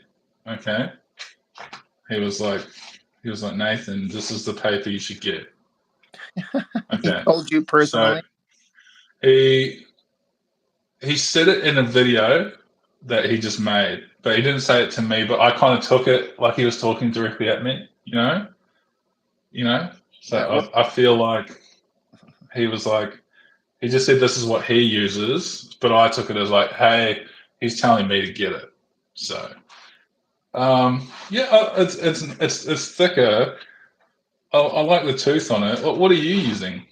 I use the same thing, but the smooth surface because I want to ink on the smooth paper rather than the vellum surface, which has got that grainier, rougher surface. So I choose the smooth. Yeah, so I think this is what good artists use, this stuff here. It was like a challenge. Right. Yeah, the only thing I don't like, I like the tooth on it, but because it's so thick, I press really heavy on my pencils, so it's really easy for me to make these like indentations in the paper. Right. So I'm kind of weary on that. With other stuff, I can kind of get away if it's not as thick. I can get away with it, but it is a much better paper. I feel like I could give this as like a commission. It's like a commission sort of paper, Right. So Antoine Dennison, he says, in his opinion, sexuality is part of our living flesh experience. I don't mind if it's done well and is meaningful to the story and their arc. I agree. I agree with that totally. And I'm waiting for the butt. right. Courtney says the drawing looks great. And Pencil for Life, man. Hey, how are you, sir? I know who you Thanks, are. Solution. I don't know Pencil for Life. Yeah, I've known him for a stretch of time. Pretty badass artist, if I do say so myself. I'm looking at Rapture. Apparently, I got bite. You'd have to put in Rapture, Savage Dragon, and then I don't know how long she's actually even in it for. Like, she might only be in the first 50 issues. Well, that's I'm quite not the sure. time. Only 50 issues. Only 6 years of comics or something. Hey, in X-Men 97, that's about 10 minutes of showtime, okay? You're like, well, are we burned through that already? Yeah, we're gone. Yeah, okay, cool, interesting. Yeah. Nice. Pencil for Life. Don't say you are no one. You're just a dude who likes to draw. Well, you're a dude who likes to draw very well. So happy to see you. Well, is it? I haven't seen this. Is it on the Discord at all? I don't think so. But I just follow him on Facebook and stuff like that. And he does a lot of work with I'm assuming Copic markers. He'll do a drawing and then do these amazing gray tones on it, give it a real painterly kind of 3D look. Okay. Really good stuff. It's good at rendering.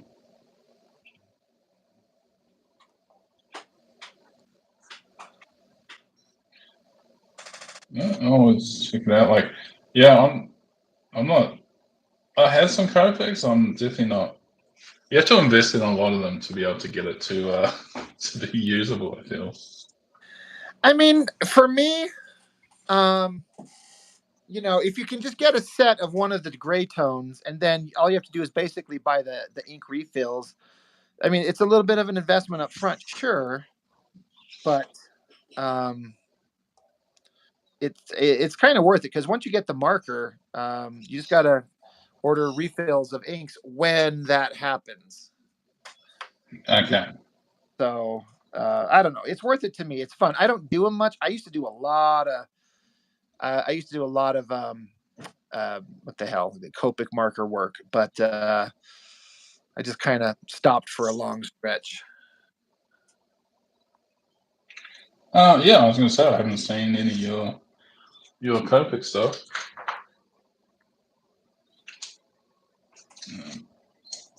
I think it's like big for like commissions and stuff, like at cons and stuff. Yeah, like a lot of people use them to color with, right? Yeah, I'll take mine with me and use them on occasion. It's just that it gets so involved at doing a commission at a convention. It's kind of hard for me to like. I guess, but I'm going Yeah, to charge a bit of money for this. yeah, yeah. I'm surprised. Yeah, you can even. I mean, is most of the stuff you do just black and white? Like you just ink it, or Usually, is there a thing like even in chat you guys can answer this? Do you guys prefer so if someone did a commission like if this piece here, if you were to buy this piece, this is a $300 piece you guys are looking at right now, okay, $300. Um, would you prefer it to like do you prefer inked pieces or are you happy with pencils? I don't know. What are your thoughts on it, Rob? You prefer an ink piece? that's what I feel like I do best. And I think a lot of people consider an inked drawing more finished.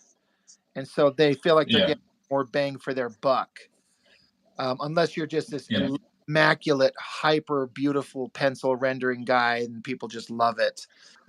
So when you're saying immaculate, beautiful, he's exactly talking about this piece here, guys. Exactly. $300, Yes. immaculately rendered, perfect perspective, beautiful, just beautiful drawing. Yeah. Yeah. Hey, Mark Domowitz. Hey, thank you once again, sir. And he's telling everyone join the Discord server, which I put up a fresh for it on the YouTube channel just today. So anyone, if you're new-ish and you want to join the Discord, please do. There's a, Yeah. Do a you put the couple of link in good your people video? over there. Good people. Only a couple. Mark is the good person there, and someone Same. someone's saying, yeah, that's the only two good people on the server. No one else. Yeah, OK Comics is saying you can do female superhero costume that are just multicolored shapes on a naked figure, and it's called more or less skimpy just based on how many flesh tone areas you use. That's true. I feel attacked. I feel absolutely attacked. Pencil for Life. He's saying, thanks for the compliments. I am more mixed media. He uses Copics, gouache paint, colored pencils, and typically use Bristol board Strathmore 300 series. See, he got all the technical stuff. Hell yeah. If Frank Cho uses it, it must be the best, you know? Must be. Yeah, that's cool. Like I'm just bad at rendering. I think that's it's a hard rendering's like a hard thing to learn because you have to not over render. That like how often you see that, Rob? Like stuff that's just over rendered. I guess it just depends on the artist and how well they can handle it. Okay, I'm implementing that I've over rendered stuff horrendously before. I'm like, detail, guys, it's the best, right? Just keep putting more detail in. It'll make it better, right? Wrong.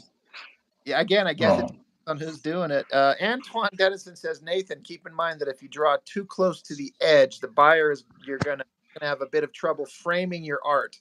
In case that's anything that is relevant to what you're thinking of, but it's a good point. Yeah. Okay, look, I'll knock $50 off because I've drawn too close to the edge. Okay, Knock I'm 50. happy. I'll take the cut. Okay, guys. That's my bad. Yeah. No, this is, in all honesty, it's not even a commission. This is just me. Right? I don't sell my stuff. But what I've actually started doing is because Instagram posts have to be like square. So I've actually started. I basically make a square and I frame everything in a square, so I actually can post it without having some horrible crop, which usually kind of destroys the look of the art when you post it online. Yeah. So like you notice that because you do 11 times 17, which is what I draw out on the PC, and like you try to fit that right. You do a full body piece and you try to fit that into an Instagram picture. Well, if you take It's the picture far enough back, it'll get it all in there. Then you can kind of pinch zoom it in to fit. But it is hard to make it work. yeah, but yeah, I feel like you lose a lot of the essence of it, like because you've made it for that format. You know what I mean? Like you've drawn it the whole time with 11 times 4, 11 times 17 in mind. So it's like your visual, like you've seen it at 11 times 17. So when you change that with a crop, I feel like it definitely looks different.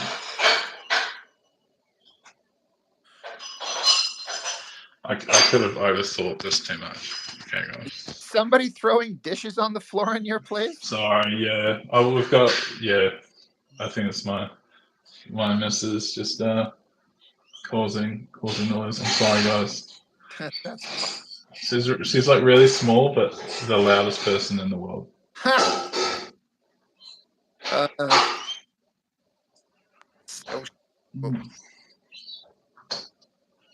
Courtney says Instagram crop sucks. She's 100% right.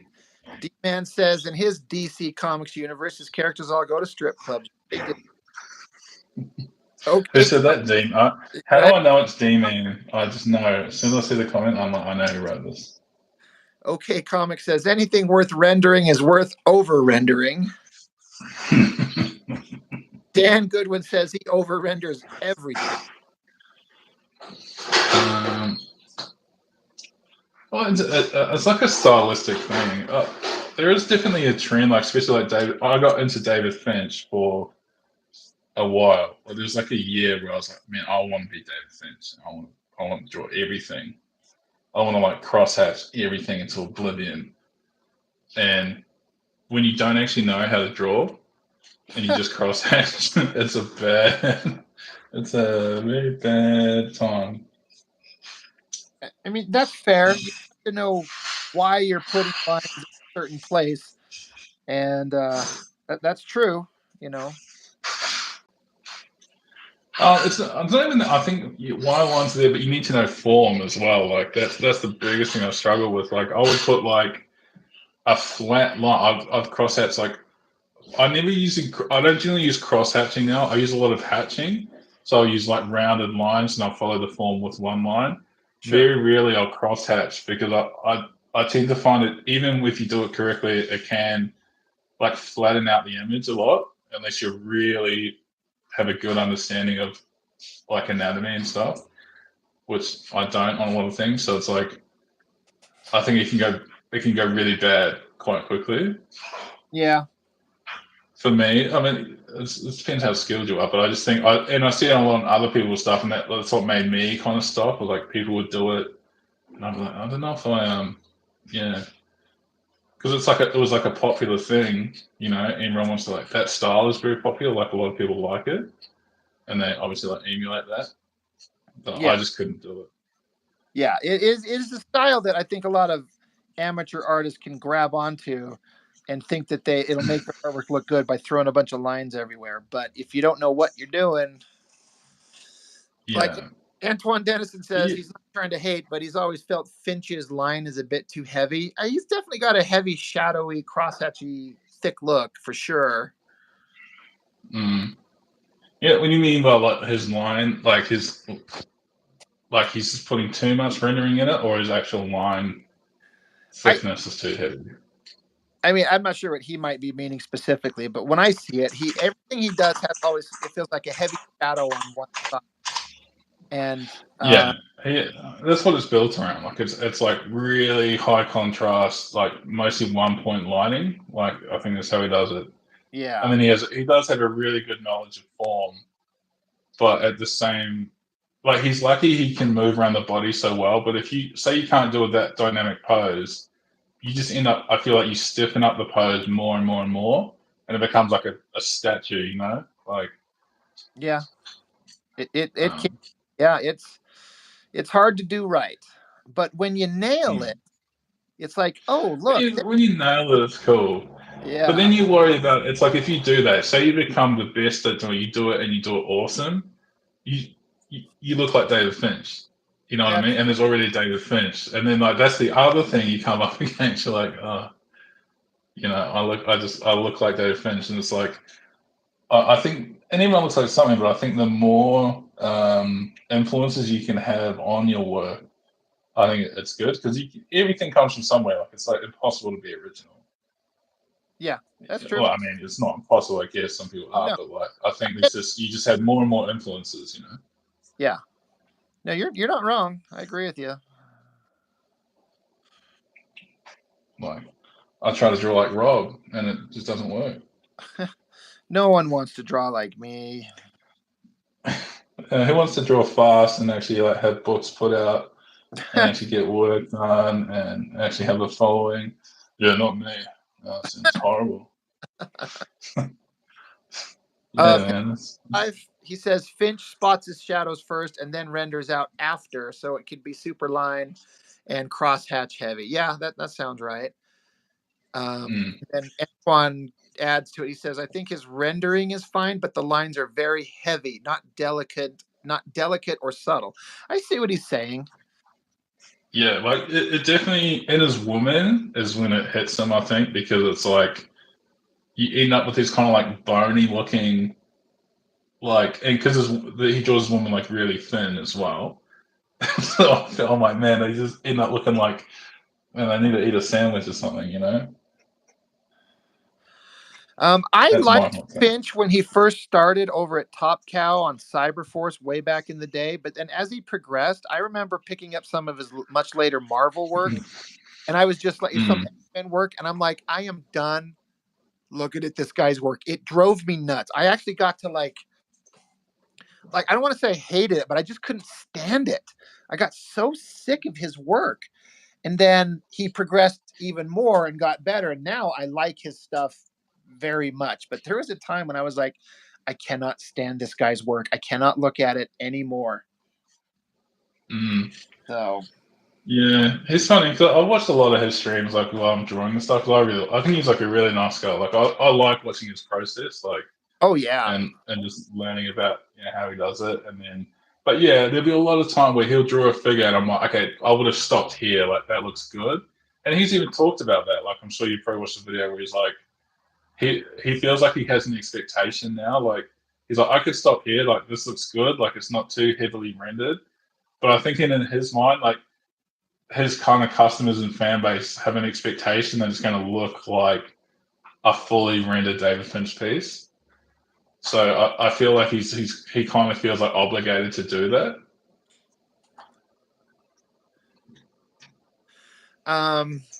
Let's see. Lost Illusion, Courtney. She says, I also think when you render with colors, you need to understand colors and what goes with what because it can so easily look muddy. Very, very true. And that's speaking as a guy who can't do color. Courtney does a lot of great color, but it's true. You have to understand what you're doing. And a lot of people, I think, can take all these digital tools and just go crazy and just not understand what they're doing. Mm. Yeah, because you have the accessibility to it. Like that's why, like digital, you have to restrict yourself kind of because it's like you have every tool, and it's like, and you see it all the time where people basically skip line art now, like they do the comics and stuff, and they'll skip line art and skip the anatomy, and they try to cover everything with color to try to hold the piece. But if you took the color off the piece, like it'd be like I've exposed a lot. I feel. I've seen it and I don't like it. You're so right. Mm. So correct. Count But Chocolate. I do. I feel like an old man saying that because it's like I'm a traditionalist. No, but I agree with you, man. Count Chocula says he's looking to hire Rob for a variant cover. Oh, we'll do that, buddy. No worries about it. Damn. So I got you that job. So that's 20% commission here as well. I'll send those details to you later, but All it's right, okay. we'll work out I that know there deal. won't be an issue. Antoine says he says I'm the same way, Rob. I couldn't look at his work for a long time, but now I've come back to it a bit. Yeah, that's kind of where I'm at. Pencil for Life. He says, I find I grow the most when I take a break from drawing. I like to think about rendering ideas and looking at others and trying out different techniques. I get that. Sometimes you have to stop and just step away and like take a break. Yeah. And then I think you got attack. to take a break from a drawing sometimes if you're like stuck on it and you're just trying to, you've had that where you just push the drawing too hard and you're like, this is not working and you can't see why and you just keep pushing it into oblivion and you're like, no. Yep. Courtney says, oh, yeah, she thinks when people start out on digital, they try and use every tool and that they only use airbrush to shade everything. Exactly. Oh yeah, I hate airbrush. That's like the biggest. Yeah, I don't like airbrush unless you're Sylvester's colorist apparently, and then I can do it. There's an exception to everything, right? But like, yeah, airbrushing is rough. Okay, Comics, I agree, man. He says, I love lines and I hate it when they just bury them under a ton of ghastly computer colors. 100%. Yeah. That's been an issue for a long time. Like that's like I'm sure you've covered that in some of the comics you've read. Like, colorist is burying the line art. Yeah. I've seen artwork in comics that I did not like. I'm like, this sucks. But then I run across the original black and white online and I'm like, oh my God, this looks amazing. It's like the colorist ruined it. Have you seen the Barry Windsor Smith pencils on, Storm lying in the bed? Yes. I know exactly. And you see the pencils and then the inks. Have you seen that? It's funny because I think both look good, but the pencils look the best by far, in my opinion. Yeah. It's like, I was like, man, this piece is amazing, right? And then I stumbled across the pencils and I was like, well, this pencil look cool. And then I saw the comparison. I was like, why did he change that? Why? What did he? Oh, it's like, yeah, I didn't agree with all the decisions. Like, both pieces are amazing, but man, like those pencils had so much life to them that I was just like, oh man, I wish that guy hadn't done that. Yeah. But if you don't see it, you wouldn't know. Like they're actually both amazing in their own right. Yeah. But yeah, I felt kind of crushed after. I was like, what? That is crazy. No, you're so right. That's why when I pencil for myself, I don't like to go super detailed. It's one of the reasons because I feel like I might capture something in a subtle pencil that I cannot replicate. So I keep it loose, very loose on my own pencils. And then I find the drawing in the inking. And I think I find the best version of it when I do the ink stuff like that way. Yeah. But you know why you can do that, Rob? Why is that? Because you're actually good. Okay. And I don't people know like about me, I can't do that. Like that piece here, like this piece here. I love the pencils on this Deja Thoris piece. I know that I can't actually ink this as well as I penciled it. That's my biggest issue because there's some nice gradients in there. I know when I ink that, it's not going to have as much life to it, and that makes me sad. I can't speak on digital inks, but I've seen a lot of people start out, and it's like it's such a dead, lifeless line. It's like an artist has to learn how to get that lifelike, like a nice, bouncy, organic line out of that digital piece. And so many people just don't know how to do it or don't see what they're doing. It's tough. Like that Emma Frost piece I posted on your server that I was working on the last stream. I think I was drawing her or something that I added the background. So that I used as a study, and I hand inked it, I digitally inked it, and then the real version ended up a combination of the two. Like I ended up using like the traditional backgrounds with use the digital inks on the body, because I actually had to learn like what is working with the traditional inks that is really hard to replicate, and I kind of needed to do it. I ended up drawing it like so many different times and messing with it. I learned a lot from it, but man, that was hard work. Yeah. So I never want to see this piece again. Yeah. Pencil for Life, he says, a good colorist can carry bad art. That's true. And see a lot of that in artist alleys. Yeah, I agree. Like at Comic Cons, there'll be artists where the art itself, the actual physical drawing, is not that good, but the coloring makes it pop, and it's like deceptively good. Yeah, are these people drawing for colors though? That I think that's what I find about the new artists now. It's like they're drawing with like colors in mind. You know what I mean? Like they're not drawing for like line art. A lot of them, it's like we want to draw for like the colors. Right. You're probably right. And again, ultimately, the end result's the only thing that really matters. And if it looks good, then great. But sometimes you can just tell some people just don't know how to draw. And Yeah. but the my color yeah. looks so good. People are like, "You're amazing," because they see flashy color, and then they see a black and white drawing, and it's just not as attractive to the eye, and so no one's interested. Yeah, there's definitely that on Instagram. The color pieces I've had have done better. Like Instagram is so retarded. Like I can do my best work, what I feel is my best work, and it won't be as good as like some of the worst pieces I've done, or a piece that's just colored, but it's actually like worse in every single way. And it's like you just never know how a piece is going to go, or how people what they'll like or won't like. Yeah. So Instagram is not a good measure of anything. That's what I've learned.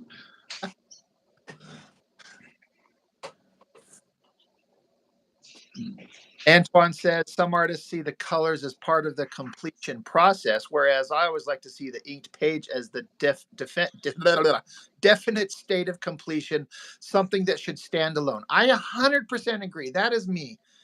I mean, it shouldn't be a surprise as I'm the guy over here drawing on black and white on paper, but the artwork should be amazing in black and white, and then color should complement it, but not override it and kill it. Yeah.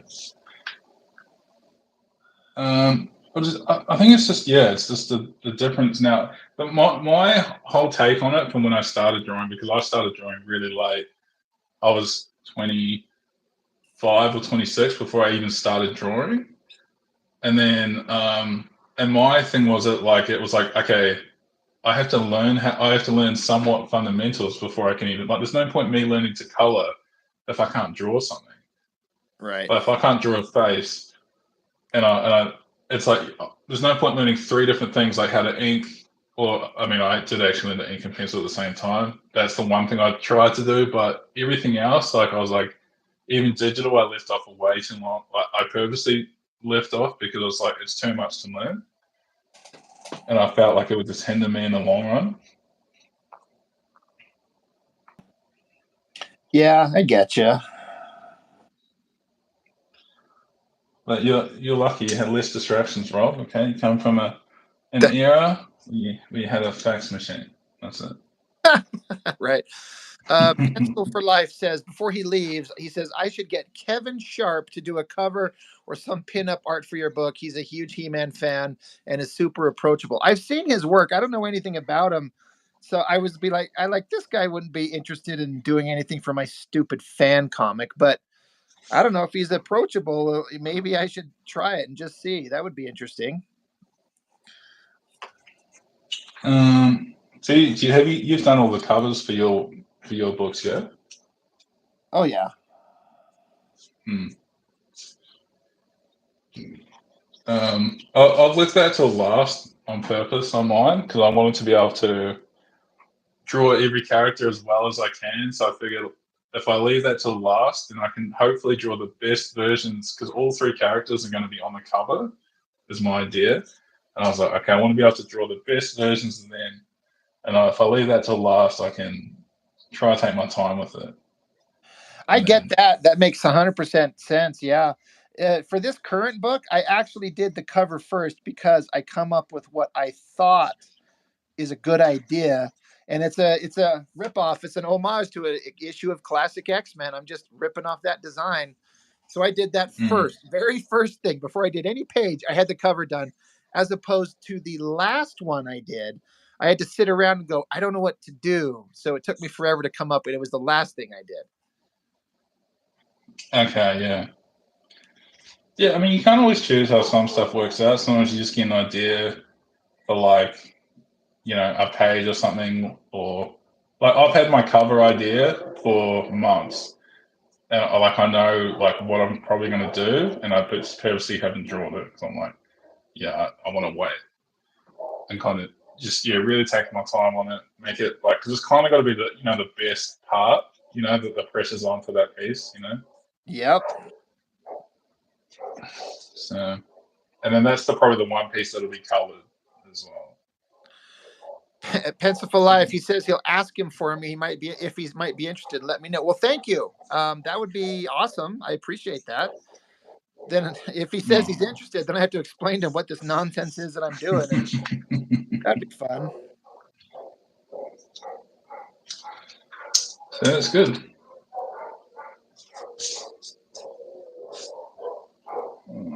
I hear some barking dogs. I'm sorry. It's neighbors have Complaining. It's just funny. dogs. Just trying to, keep that ambience, like beautiful. Right. Out here on the farm, that's not a farm, guys. Actually, I'm in the city, or not city, but town. I thought everyone in Australia just lived in the outback, living off the land in little shacks and huts and stuff. Yeah, that's actually kangaroos barking. Yeah. Oh. Okay, here's a stupid question. This is probably going to sound really dumb. You would never sound dumb, Rob. No, I will. This is going to sound dumb, but I'm like, so like kangaroos are kind of exclusive basically to Australia, right?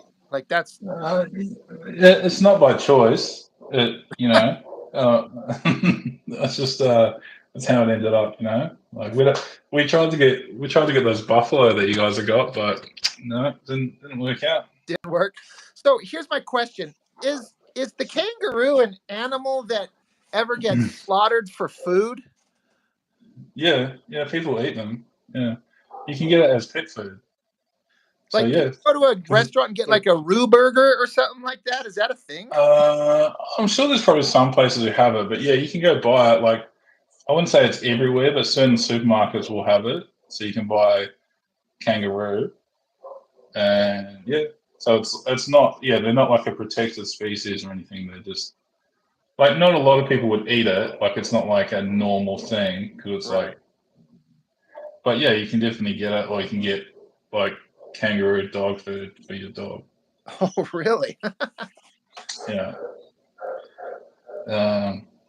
Because there's like a lot of them. They're not like it's not a endangered animal or anything like that. Courtney asks, says she has to. It's a question for you. Okay. She says, "Is it true that you guys have a ton of cockatoos there? I've seen videos of them getting into trash cans." Cockatoos? The birds. I don't think so. No, this is a different bird. Cockatoos, and there may be in certain parts, but it's not common that I know of. No. You probably just ruined it for her. She wanted to come to Australia and see all the cockatoos just flying everywhere. Like, that's not real. There's certain birds that will like swoop on you and stuff here, like magpies. I don't know if you guys have them in America. We do. But they they swoop down and attack you. But no, apart from I mean, there may be it may be just in other states that we have them, but not. I haven't seen anything of it. Okay, Comic says, Rob, you said you're more of a Transformers fan. How do I do drawing Transformers? So Hmm. I've kind of never drawn Transformers because they are hard. The only thing of Transformers that showed up in my comic, I'll show you. I got a roll over here. I'm going to spoil book 2. But in book 2, right here, after He-Man goes through his horrible stuff, She-Ra goes to Snake Mountain to prove to He-Man that there are no more villains left. And Snake Mountain is abandoned. No one's there. It's been dormant for years. So She-Ra goes searching through it just to check it out. And while she's inside of Snake Mountain, she gets attacked. And we run into the Quintessons from the Transformers animated movie. In my story, Skeletor had captured them from another universe, brought them back to his world because he was going to force them to build giant war machines to take on He-Man. But He-Man killed Skeletor before that could happen, so the Quintessons got out, and now they're just kind of swarming Snake Mountain. Let me tell you, this page right here, where I had to draw like 15 of these goddamn Quintessons, was the hardest damn thing because they're so complicated and their faces are so overly elaborate. But this is the only thing Transformers that showed up in my book. And then I got a picture of Snake Mountain where the Quintesson spiral ship from the movie has arrived to take the Quintessons away from Eternia. So That's cool. That's cool. Can you show me that She-Ra picture at the back? Is that a face picture? where? I'm sorry, where? Is there a She-Ra picture right at the back somewhere, like a full shot? There's this one. My brother did this one. If this is the one you're talking about. Oh man, I should be hanging out with your brother, man. Why is he so good? Yeah, I mean, yeah. So he draws as well, or he just inked it. No, he draws. He does penciling and inking. He does his own stuff. Yeah, it's even sort of a similar style too. Like I would have thought that was you. Can you show me that? Yeah, that one. Show me the She-Ra pinup. The pinup.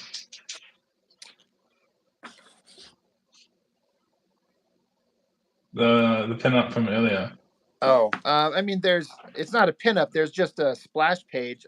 Sorry, let me find it. If you're talking, I'm looking at the YouTube one. So it's like there's the one where she's like it's a full body shot. This one.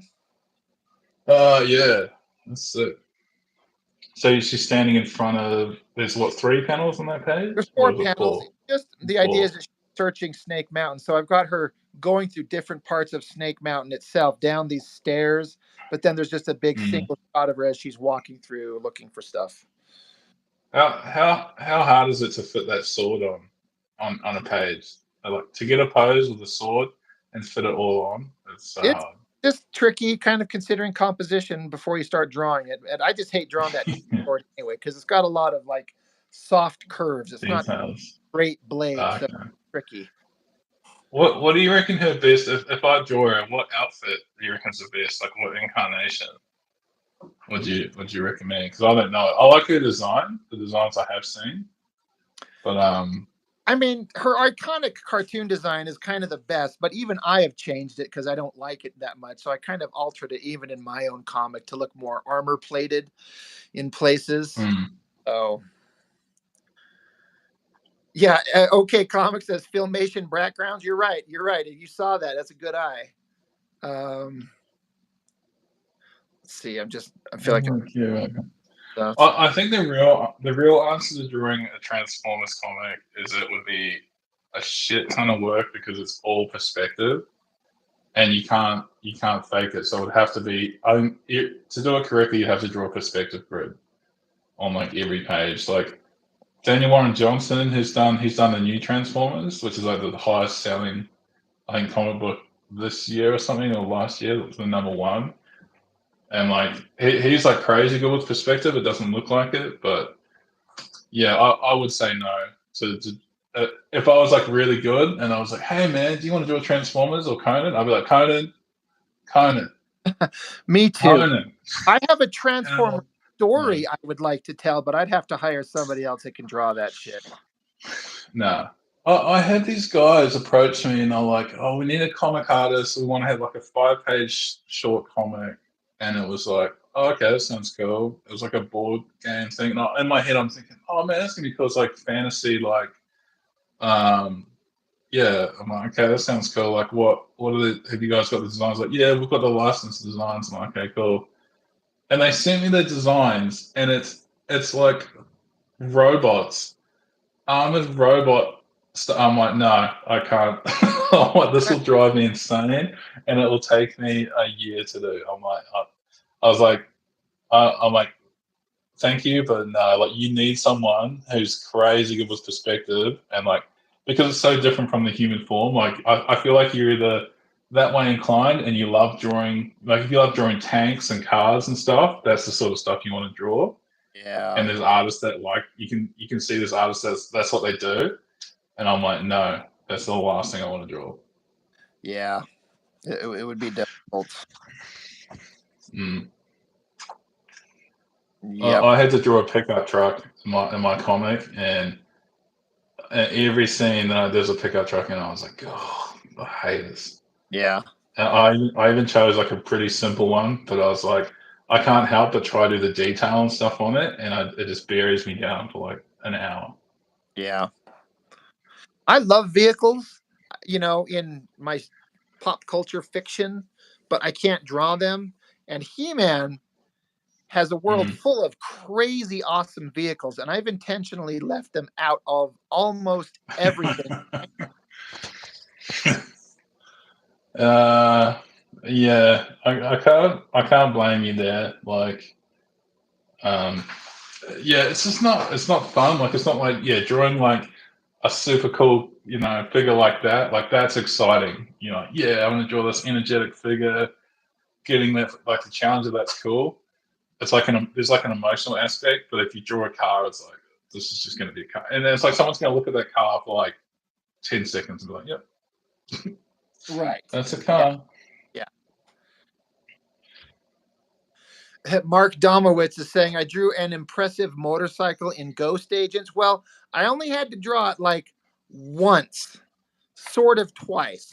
And so I can find a still image of a motorcycle and draw a girl driving that motorcycle one time, and Oh man, done that's and fun. done. I thought that it came out reasonably well. I felt like I did okay, but it was Man. a challenge. As a motorcyclist, like, I see it like where people have drawn a motorcycle all the time, and it's missing like like brake, clutch, cables. Like, it's missing like brakes, like brake on the wheels. Like, oh my, oh man, like this. I get it because it's not fun to draw like at all, but man, it's very rare that it's actually ever drawn. Like, I think the only ones I've seen that have really worked out, someone's clearly traced the bike and they've replaced the character on the bike. Yeah. Yeah, good one. It's Drawing junk spaceships is intimidating and fun at the same time. Dan, you draw technical stuff really well because his comics are just full of technological stuff, and I feel like he does it really well.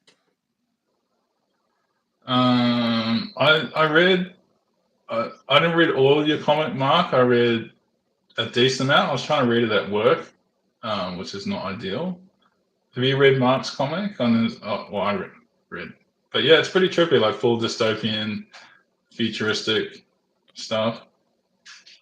Um, I like his approach to faces. It reminds me, if you're still here, Mark, have you read Blame before?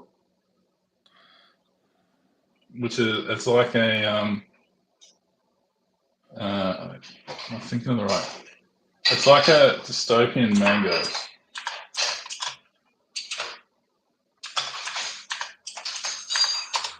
I'm talking to the ether right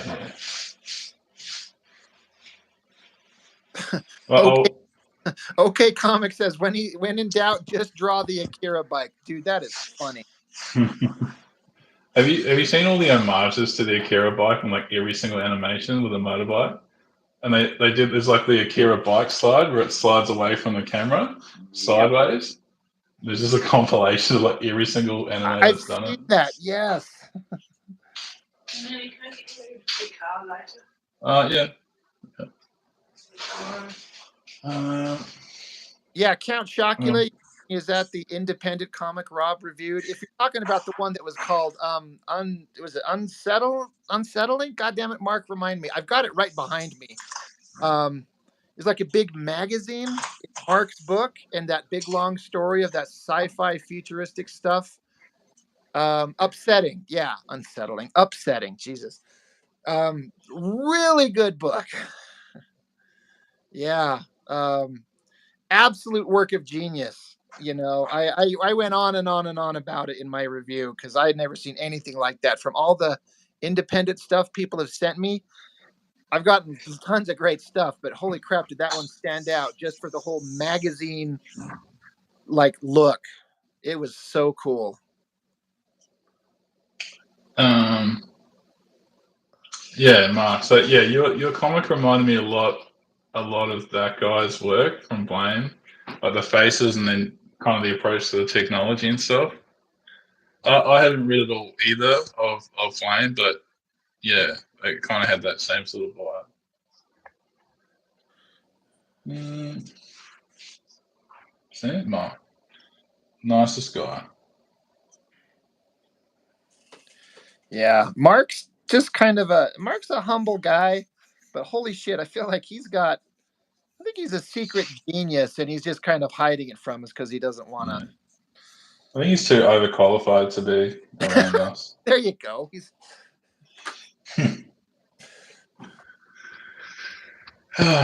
No, thanks, Mark.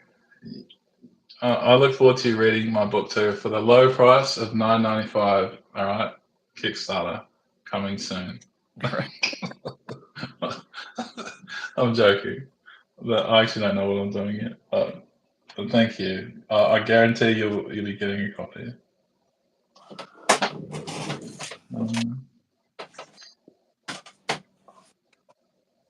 Now, I don't know what else to do with this suit. I don't know here. I'm actually kind of proud of myself. I actually managed to draw today. You should. This is a big step forward, guys.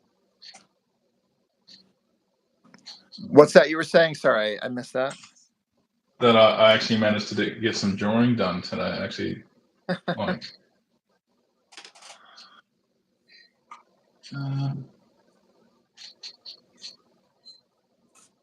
Oh, whoops, that's.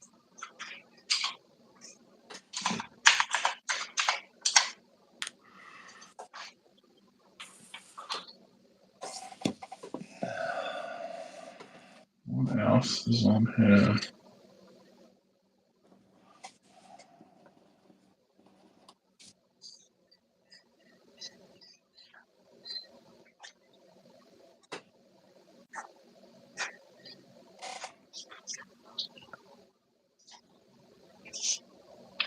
The drawing's looking really good, man. I mean, I can only see it kind of a little part of it through my phone. It's kind of blocked by my little hold my phone up, but yeah, solid, man. Oh, thanks, man. It's very, very kind of you to say. Yeah, I was just like, I need something simple that I can just kind of sketch at while I'm talking to you. If I do a full body piece, I know it would go off the rails pretty quick.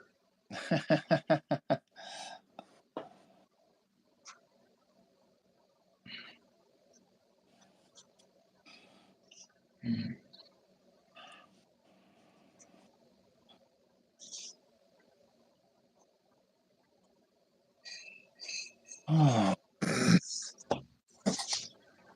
that's looking awful. Count Chocula says he would like to see a flat colored version of that upsetting book. That would be an interesting idea.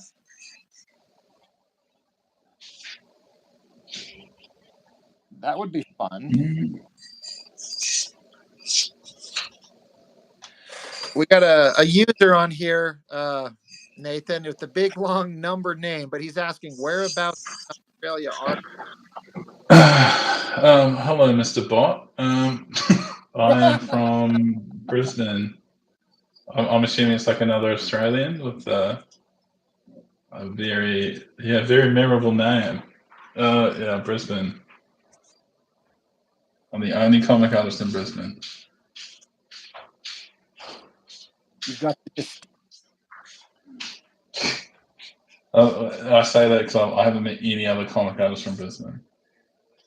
They may exist, I've just never seen them.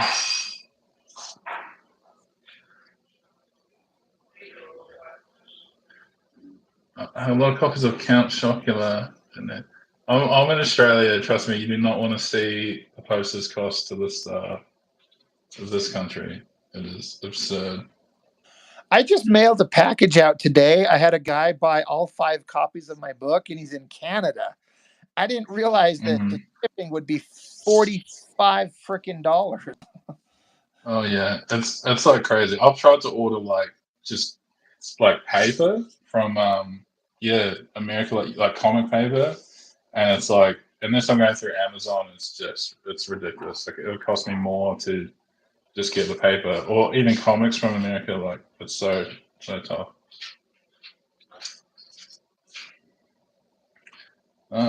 But yeah, that's very kind, Mark.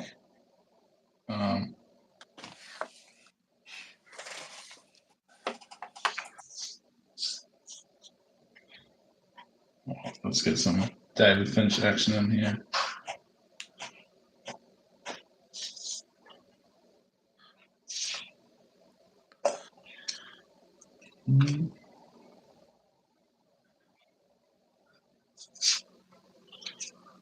I'll just support Rifferverse. You'll get Sherlock.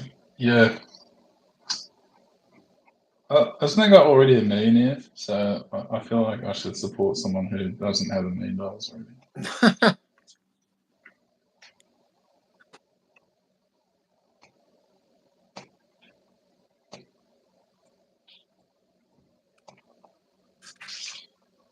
Do you just have your paper directly on? Is that wood, like your drawing disc? Is it just straight wood behind it? Oh yeah, it's just a drawing desk that I bought, and it's just got some kind of like stained lacquered surface that I've gouged the shit out of. I actually have been about getting a new one, but I just kind of like this one so much. Yeah, I like how I got. It's like an LED, like a light box, but because it's so smooth, it's my favorite thing to draw on. So because it's just super smooth, and I feel like it would. Yeah, I keep having issues with the grain kind of coming through unless you got like a really good quality wood thing. But this I can have it with nothing under it and just have the page on it, and it feels good. Antoine says I'm rubbing my wood. And he's right. I did buy Isom #1 and Alpha Core.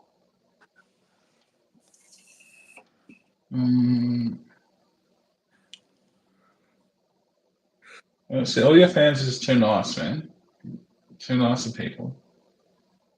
I mean,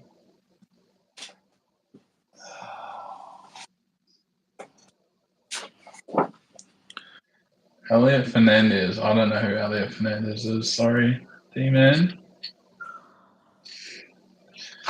Skynet wants to locate you. Maybe you're the senders will join the resistance. Yeah, I feel like that guy. He's got my address now. That he knows. He's coming after me.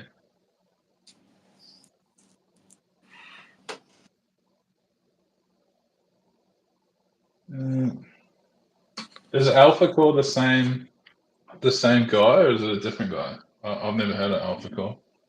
It's from the same publishing house. Yeah, okay. Different comic, different artist, but the same like creative guy in control. Yeah, okay. It looks like I feel like now, like you're on the right track. Like YouTube seems to be the best way to, I don't know, to have.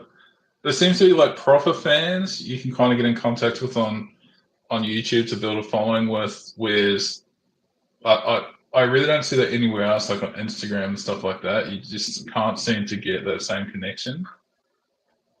Whereas, like, yeah, it's weird. I don't know if it's just like there's more people or more of the right sort of people like using YouTube, that it's just easier for them, or maybe it's the interaction element. I'm not sure. Yeah, I get you. 3E is asking, does Nathan have a YouTube channel? If he doesn't, he should. I don't. I've been thinking about it, but I just don't know. I don't know what I would. I'm not knowledgeable like Rob. Like Rob can sit there and talk about a comic for such a long time, and I'm like, I don't think I can do that. So I'd have to figure out what's actually doing it. But that's very kind of you to say. Just talk about Australia and take us on a tour of your town. Show us all the kangaroos. No, there's plenty of channels already doing that. Trust me, and they're much better looking. So that's how they get their viewers. Like, oh hey, I'm just checking out this. Okay, I was like, what? That's just your singlet, but okay, that sounds great. So.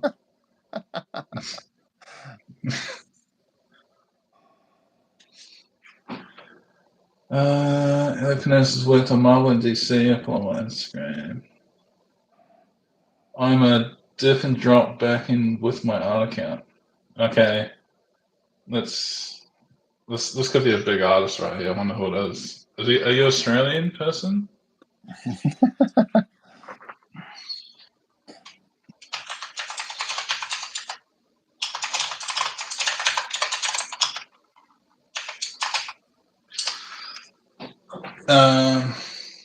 I wonder if I know who this person is.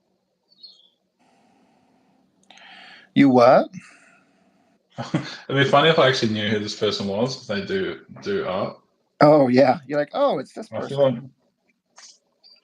Well, I actually not watching, like when I'm drawing. I just put on, like, if there's like an interesting like a video of someone drawing, I'll just put it on, and then if that finishes, I'll just cycle on to someone else drawing, and then I'm just like, I'll just watch whoever. I think that's how I found you basically.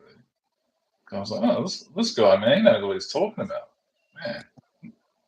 Well, I mean, I might be talking out of my ass a lot of the time, but yeah, but that's personality. That's, I mean, works for life, Al. That guy can talk, man.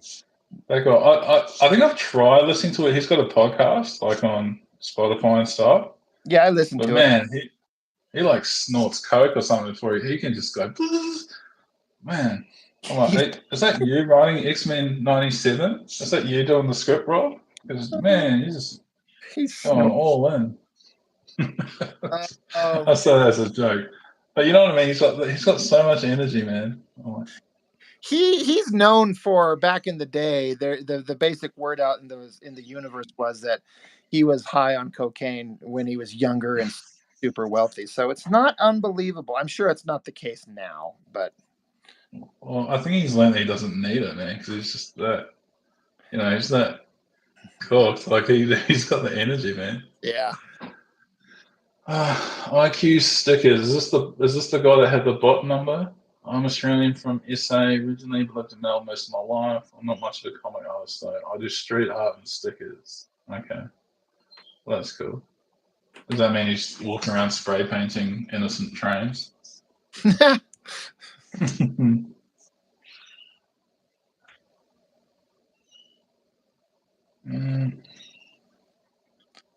Is my picture missing anything, guys? Am I missing? I'll try and hold this up so we can say. Is it missing any key elements that makes it Rachel Summers? I don't know, man. It looks pretty damn good to me. It's got the most male haircut. It's got like the edgiest haircut, but hopefully she's pulling it off, with her feminine features. No, train is innocent. Not when you're done with it, IQ. That girl keeps staring at me with those eyes. Sorry, I'll black it out. So there we go. Maybe I should that 90s thing. The nipples aren't there. I should put like little shadows under it to make them pop. But I can't on this one. Little indications. Little It's just anatomy. It's just there, guys. They just had to.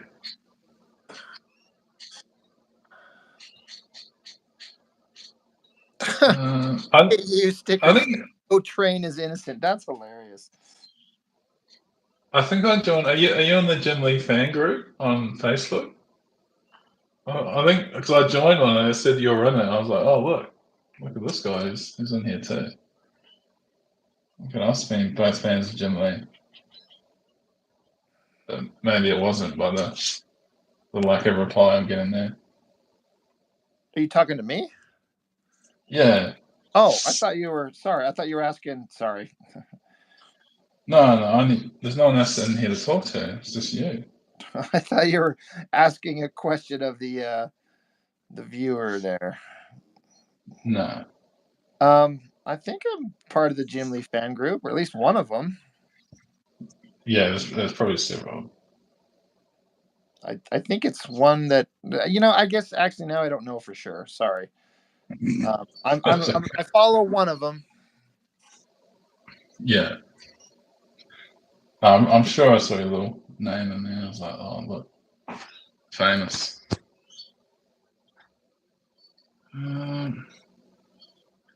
Yeah, she was rocking like 80s mullet.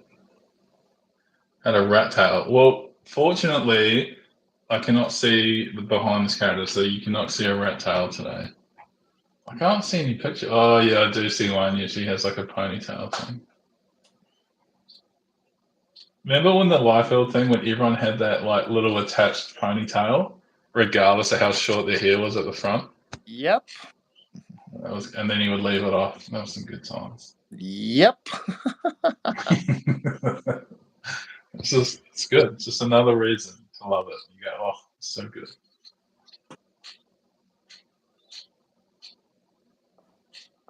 I can give her an earring.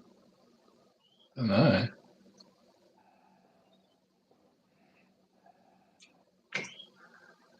This is a tough one. Maybe we'll go add some fake detail on the suit, eh? You say fake detail? Yeah, that's what I call stuff when I'm just adding random bullshit. Like random bullshit. Go, yeah. We'll put this in here. It looks like the suit's super detailed. It's all about implied detail. I'm a fan of that. That all the time. Yeah, actually, like implying something, and it takes a long time to learn how to do that, and I can't always do it, but I try to keep that in mind sometimes. Especially when you're drawing smaller, it's like you want to put in every little. And it's like no, you can't. You have to like imply it somehow. Yeah. And then you kind of get to the stage, and you realize that's what cartooning actually is. Everything is implied. You know what I mean? Because nothing is real. It's like you're drawing it in a way that tricks, people into thinking that's what it is. Very true. Deep thoughts with Nathan from Australia, guys. Thanks for tuning in. OK Comic says best hair design ever. Gideon from X-Force, 4 feet long ponytail, bald otherwise. You are not wrong. I haven't seen that. That scares me.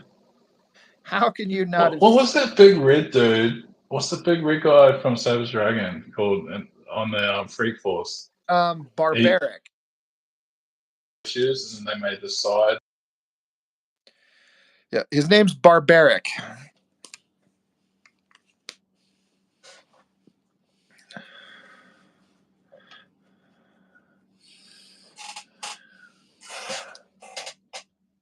Did we lose him? Maybe his phone died again.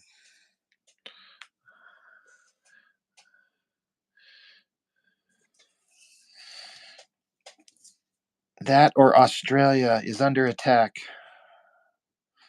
God damn it.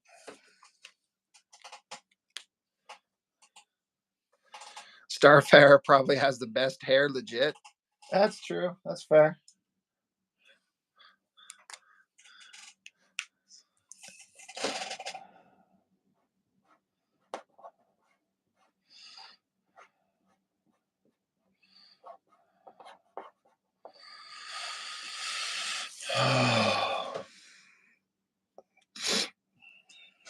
Yep, Skynet got Nathan. You're right.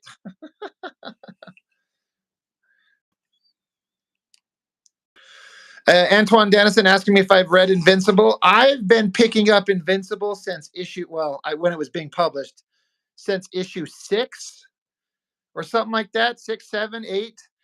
Basically, when Ryan Ottley took over as permanent artist, and I read it all the way to the end. That's why I'm loving the animated show, because they're sticking to it so well.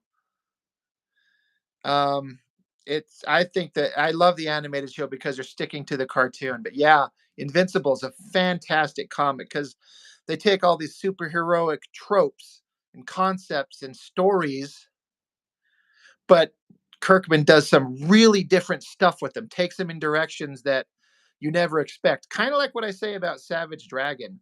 How Larson took the same kind of like basic common stuff that you've read a million times over, but then does a new version of it. I think even Kirkman said that Dragon was a big inspiration for Invincible. So yeah, good stuff.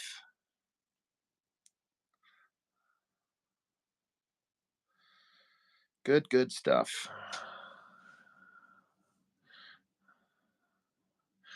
Yeah, Antoine, season 2 just come out not too long ago, in the last month. Check it out, man. Season 1 was great. Season 2, I think even better. And knowing where the comic goes, having read the entire thing, if they do everything, holy shit, is that going to be some good animation? Especially with the upcoming possibility of Conquest. If anybody's read the comics and knows what that means, that is going to be some epic stuff, considering how balls crazy deep they go with the violence in that show. It's a new phrase created by Rob, balls crazy deep.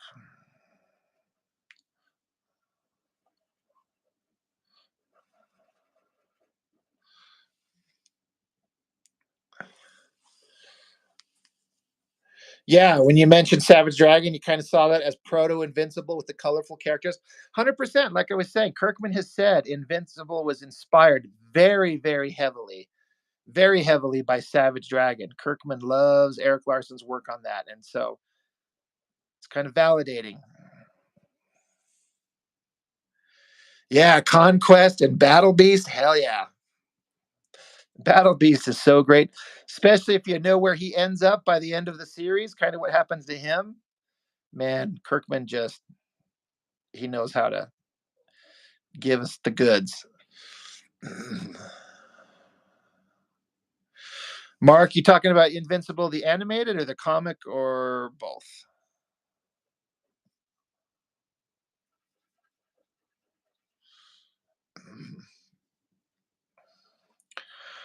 What sucks is Nathan's going to jump back on here, but it's going to be just about time for me to close it down here shortly.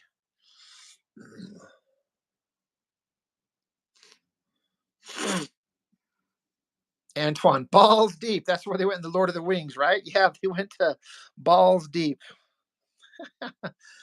Yeah, okay, the comic. Yeah, Mark, I thought the comic was fantastic. They'll have like some slower issues, but they're building up to things, and it will just take off and go crazy.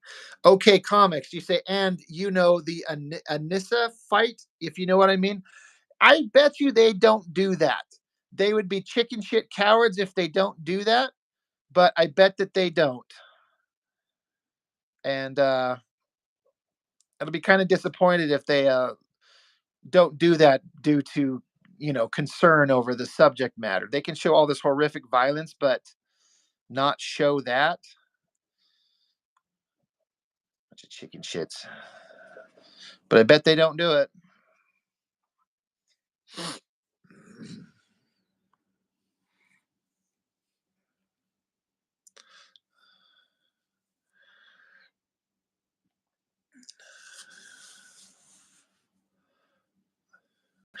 Yeah, Invincible is quite a lot. 130 issues or something like that. I don't know. I just felt like it just is very entertaining. Did somebody's phone die? Yeah, it was me. I'm sorry. I was saying that I bet you your phone died. Yeah, I didn't. Okay. I was like, yes, 100%. It'll last, right? Yeah.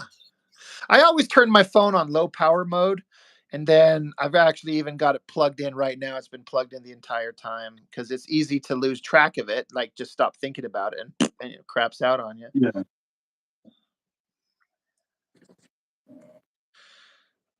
And then I was saying, once you disappeared for a minute, I was saying like, we'll get you back on here. But then I was like, it's getting close to the time where I'll have to like shut down. So Yeah, no, that's okay. I just came. I was like, I'll say goodbye at least, and thank you. yeah, I figured.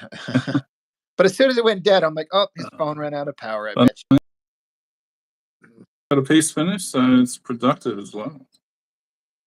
Yeah. Antoine says Robert Kirkman has And been my camera looks terrible. able to get artists to stick with his books. It's amazing what happens when a creative team stays together. Well, I remember like Ryan Otley saying that Robert Kirkman, at some point, I don't know if the entirety of the time, but Invincible became very popular and very successful, and the sales kept going up. And Otley said that Kirkman gave all the profits from Invincible to the creative team. He didn't take a cut because he didn't need it. He was doing so well otherwise, and he wanted his team to stay on, that all the profits from the comic just went straight to the artists and letterers and creatives. And I thought that was amazing. That's so awesome to hear.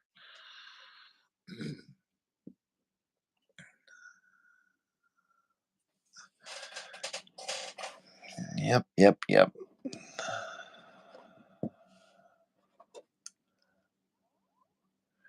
still there, Nathan, or did we lose you again?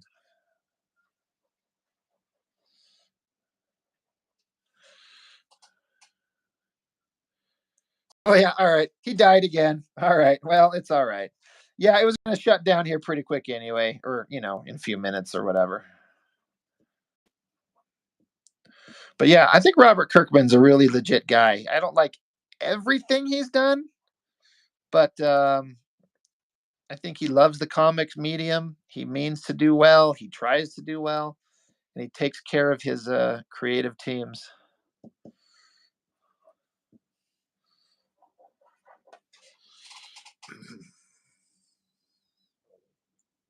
If he comes back, that's not Nathan.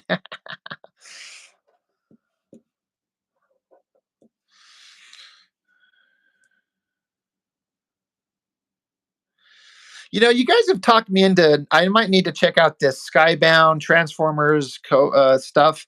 I've heard nothing but good stuff about it. I probably need to actually go try and buy a new comic book for once.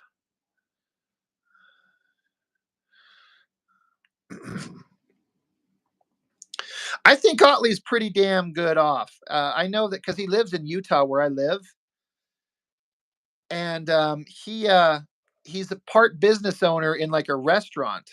Like he invested in this like sandwich shop in Salt Lake City, and it just seems like he's doing really well. He's traveling all over the place. Seems to be pretty popular. People like him, so yeah, I like Otley. He's a good guy, great artist. Well, damn it, Mark Domowitz, thank you, sir. Again, as always, you're a badass. Yeah, I gotta shut this down. I've been sitting here we've been 2 hours and 45 minutes on the stream, and I was here another hour in advance before, so my ass can only take a pounding so much.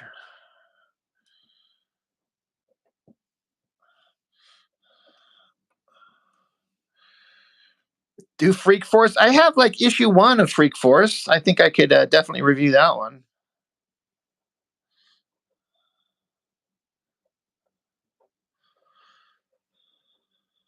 I'd have to actually read it for once, though.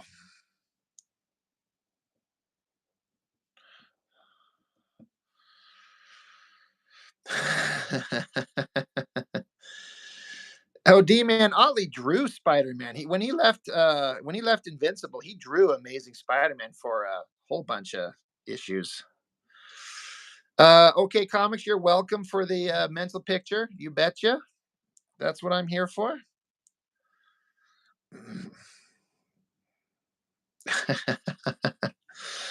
You guys are a fun bunch of guys. I like listening in and being part of these conversations. Good group of people. I look forward to doing these all the time. But yeah, my ass is taking all the pounding it's going to take for the night. So